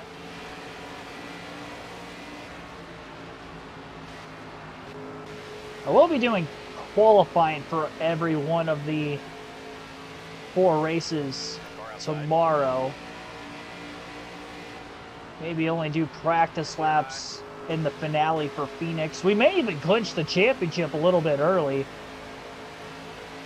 I mean, if we continue the dominant stretch that we're on right now, there's a chance that we could actually clinch in 9 races out of the 10.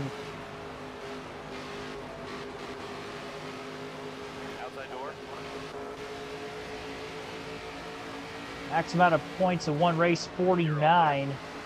Inside. Clear inside.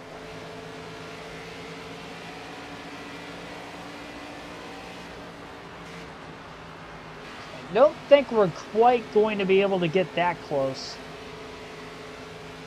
Outside door. Clear high. Queen's still in the race, by the way. He is back up to 5th, or at least battling for 5th with Jake Finch. He was in 5th for a brief moment. Now Finch has the spot back Car again. outside. All clear.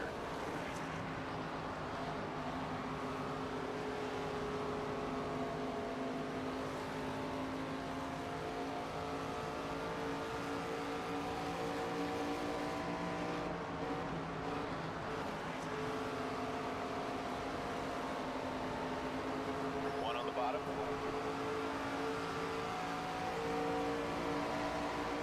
Slight contact with that lapper up out of turn 4 on the high side. One bottom. Clear, clear. Squeezed on by Souza cleanly in the next turn.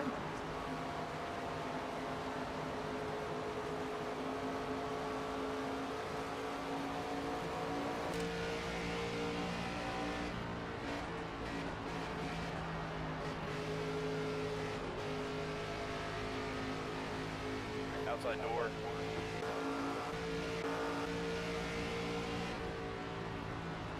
Clear high if you want it.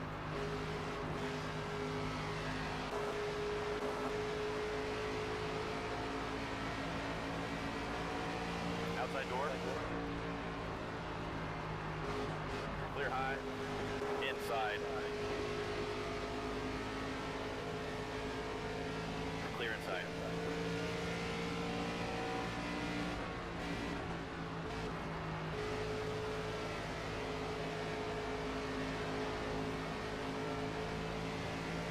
Outside. Clear high if you want it.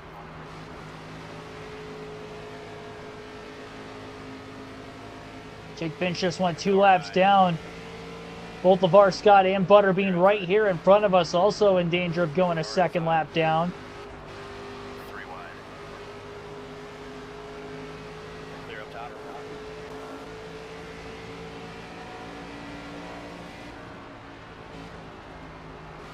I wonder how far back Lawless Allen's potentially going to drop in points after this race. Outside Queen door. just got passed.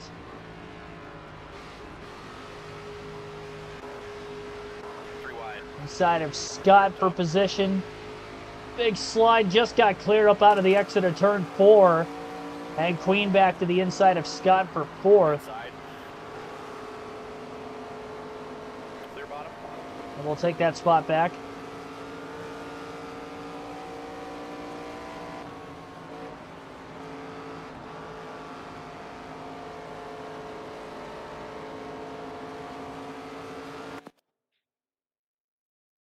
Pause my stream, or pause the game, sorry, for a quick sec. Get my laptop on a charger.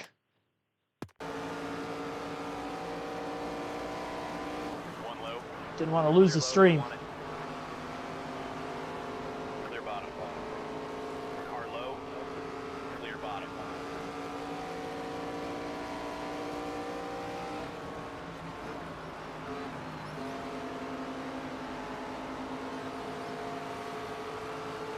Outside now.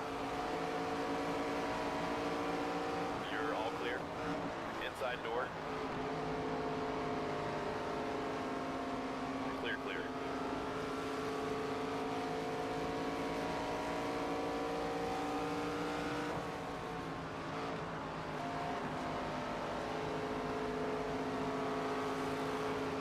One outside. Clear high. Outside now. Clear outside.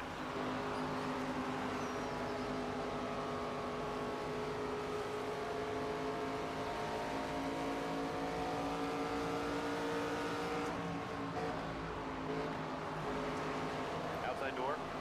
One inside. Clear outside. Clear low.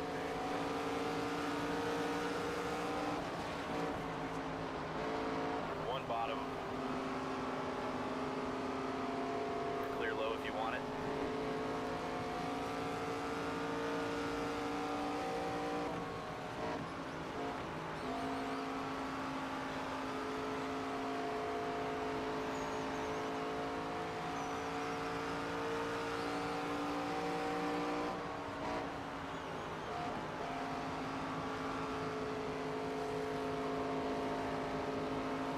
We've got about a lap and a half lead over Outside now.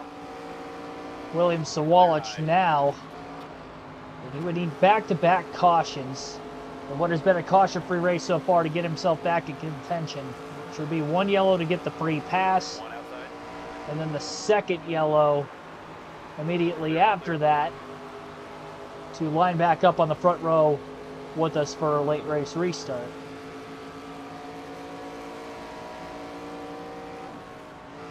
Wouldn't have a long run left. You know, easily less than 35 laps to go, which is how long it took for us to get to the lead on that first run. So, first fuel run, that is. So that could be beneficial for him.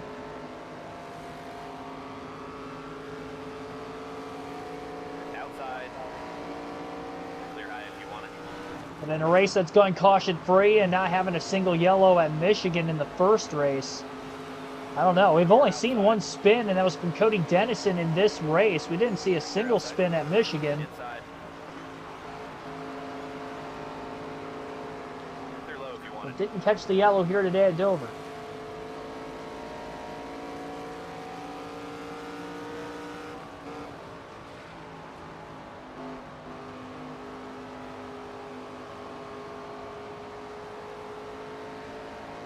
We got Iowa, Watkins Glen, Bristol, and Phoenix in that order will be the final 4 races tomorrow, all 50% events. And there will be 2 times fuel and tire wear consumption in those races.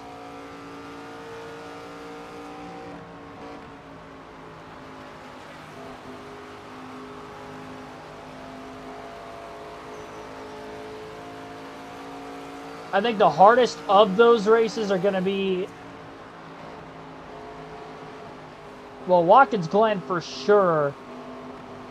I think Bristol would probably be the best chance for us to run well because we did win there last season, but that was because of a couple of lucky and timely cautions.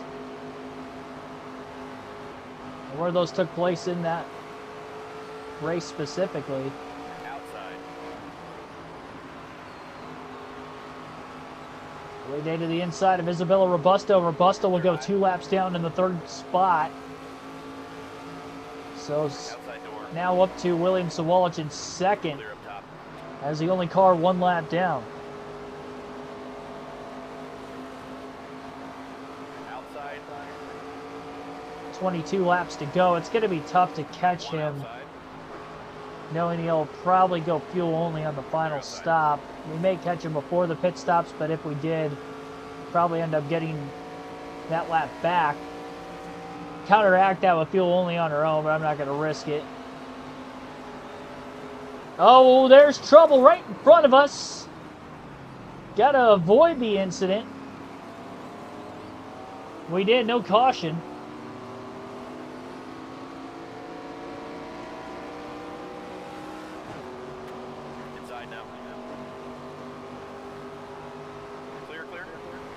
That in and of itself slowed us down quite a bit. So Sawalich caught up about a 1/3 of a lap. And there goes Van Alsten to the pits. 20 to go at the line. I think I'm just going to end up short pitting here because now that we saw that and didn't get a caution for it, and that's the 2nd spin without a yellow, I'm going to assume that not only this stays green. We'll take our 4 tires, no adjustments. Half a can of fuel, plenty to get us to the end. Whoa, up, driver. And into the pits we go. 35 mile per hour speed limit. And we did not speed on our way in.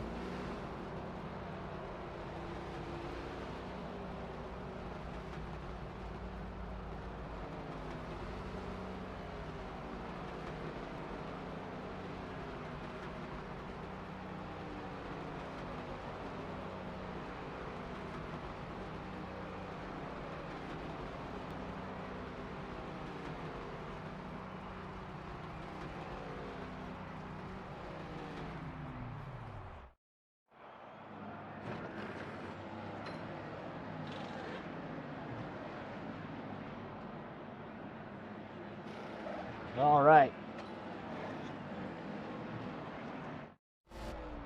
We lost the lead. Let's get it back. Sawalich in the lead. On your toes now. I was wondering if we were going to give up enough time to where that had a potential of happening.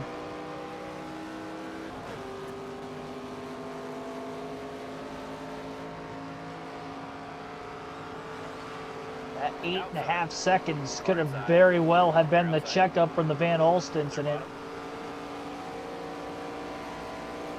Well, the leaders are going to have to pit before the end. Van Olsen's just getting off of pit road. He was there a lap before me, and he was there about a lap after I had cycled out and got up to speed. Outside, clear up top. Again, William Sawalich will not be able to make it on field to the end. One bottom, clear low.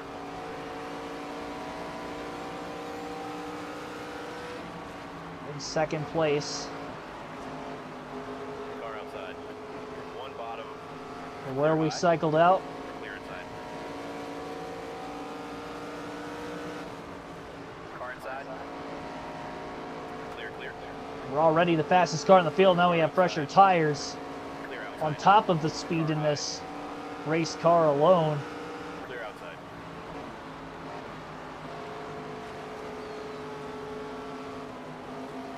One up high. Clear high if you want it. One bottom. Clear inside.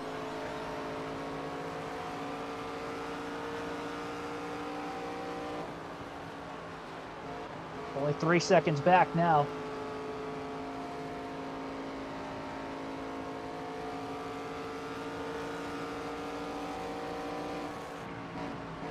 Car inside. Clear low if you want it.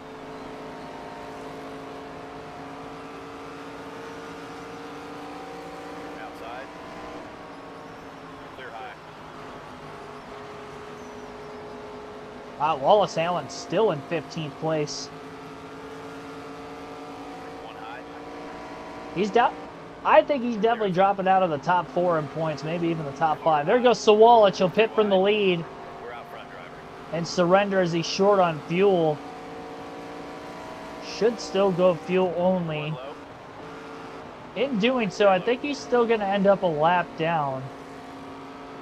Especially with us pitting a little bit earlier to get to those fresher tires. One on the bottom. Clear inside. Car low. 3 wide. Clear up top. Car outside. 3 wide. He was still in his pit box when we circled around. I wonder if he's taking tires. For him to still be down there. Car low. Clear inside. Car low. If he goes 2 laps down, he definitely took tires. Car outside. All clear. Not quite going to go 2 down, but he's on the apron getting up to speed. Maybe some try to go fuel only. You know, maybe Robusto stays out a little longer, goes fuel only. She's still on the track. And then cycles ahead of Sawalich. I was not expecting him to take tires, but he definitely did. 10 to go now. I'm not going to put him 2 laps down because he is just going to pull us Outside. now that he's got an advantage on us by about 10 to 12 laps. 10 laps to go. Still 4 cars on the lead lap. Though Corey Day in the lead has already Car pitted. outside. And Robusto is now in. Down already.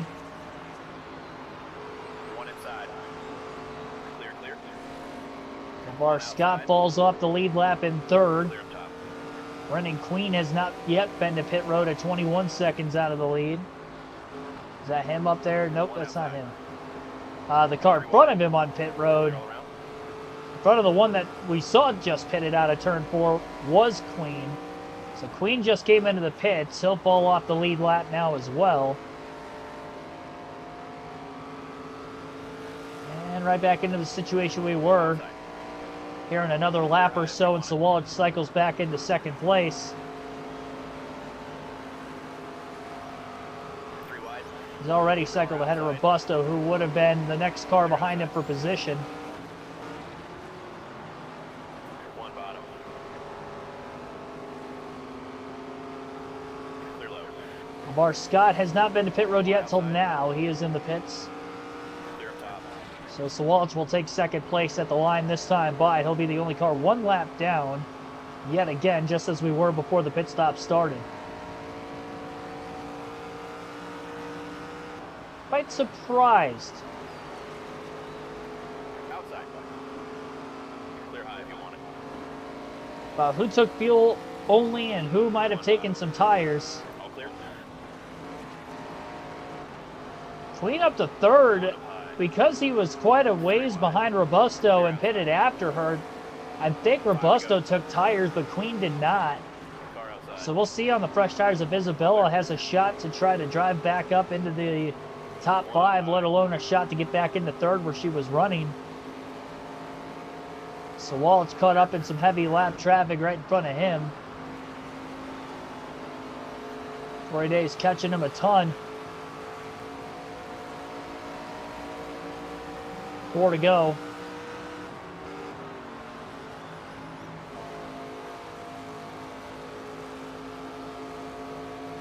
I don't know what to expect the caution rate to be tomorrow, with it being 50% races. These two going caution free. It's going to be very interesting.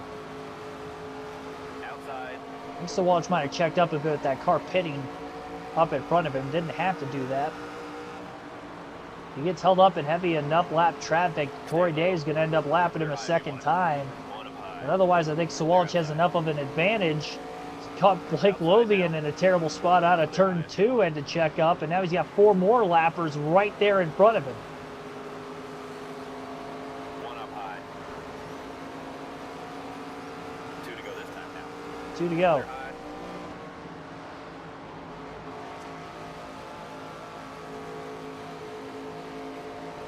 Inside of Finch. Stay low. 1 inside. Clear outside. Clear bottom. White flag in the air, 1 lap to go for Corey Day to go for 4 consecutive wins. A doubleheader sweep back-to-back days. Car high. Life in 6th, got passed by Robusto. Robusto's going to have 1 less lap to get positions just up ahead. Clear high. Oh, we got cars pitting. 3 wide. All wadded up behind the damaged car. Greg Van Alswe laps Sawalch a second time in that final corner. Checkered flag in the air, and Corey Day by 2 laps dominates the field at Dover. Yeah, this difficulty is not very difficult, I will say. Going to ride it out these final 4 races in our 50% events tomorrow, but then we're going back to 102 difficulty where we had it before. It might have been a little too hard, but no, we'll see. I won the Xfinity Championship in 102 before, but the season-long championship, it's going to be even harder. We'll see what we can do. Corey Day with the win. 1 hour, 4 minutes, 25 seconds. Total time in this race. Second race quicker than the first by about 8 minutes. William Sawalch finished in second, 2 laps down. Jake Finch in 6th, Tyler Reif 7th, Jason Kitzmiller in 8th. Zachary Tinkle 9th was 4 laps down, and Timmy Hill rounds out the top 10. We had a 37-point lead going into that race, and with 4 races to go in the season, we will see what the lead will be headed into the next one, which will be Iowa Speedway, short track. Probably the most difficult track for me on this game. We'll see how that goes. And that'll be the last race without any kind of stability help, because I'll need minimal stability help for Bristol and Phoenix, and probably 50 on the road course at Watkins Glen for secure grip. So that'll slow us down in and of itself. We got a 47-point lead over Sawalch, who is now second in points. Allen is still third. Queen is tied for 4th with LeVar Scott. And Queen is 11 points behind Sawalch, so he is 59 out of first. And I think he'll get up to at least third in points by the end of the season. He's only 3 points out of third as it is. And he's finished in the top 5 in all but 2 races. One of which was here, where he got passed late on the second to last lap by Robusto forfeit. Pitcher actually didn't land very well for him. Led over 100 laps in this race. Led almost, about 80-something laps, 70 to 80 laps in the Michigan race. So 405 laps led in just 6 races, 5 wins, 1 pole. Did get my first career pole on NASCAR 25. And we'll be back at it tomorrow, 5:30 p.m. Eastern. Hope to see you for that one. 4 50% races, Iowa, Watkins Glen, Bristol, Phoenix, as we wrap up the ARCA season. Thanks for watching, everybody. Have a good rest of your Tuesday night.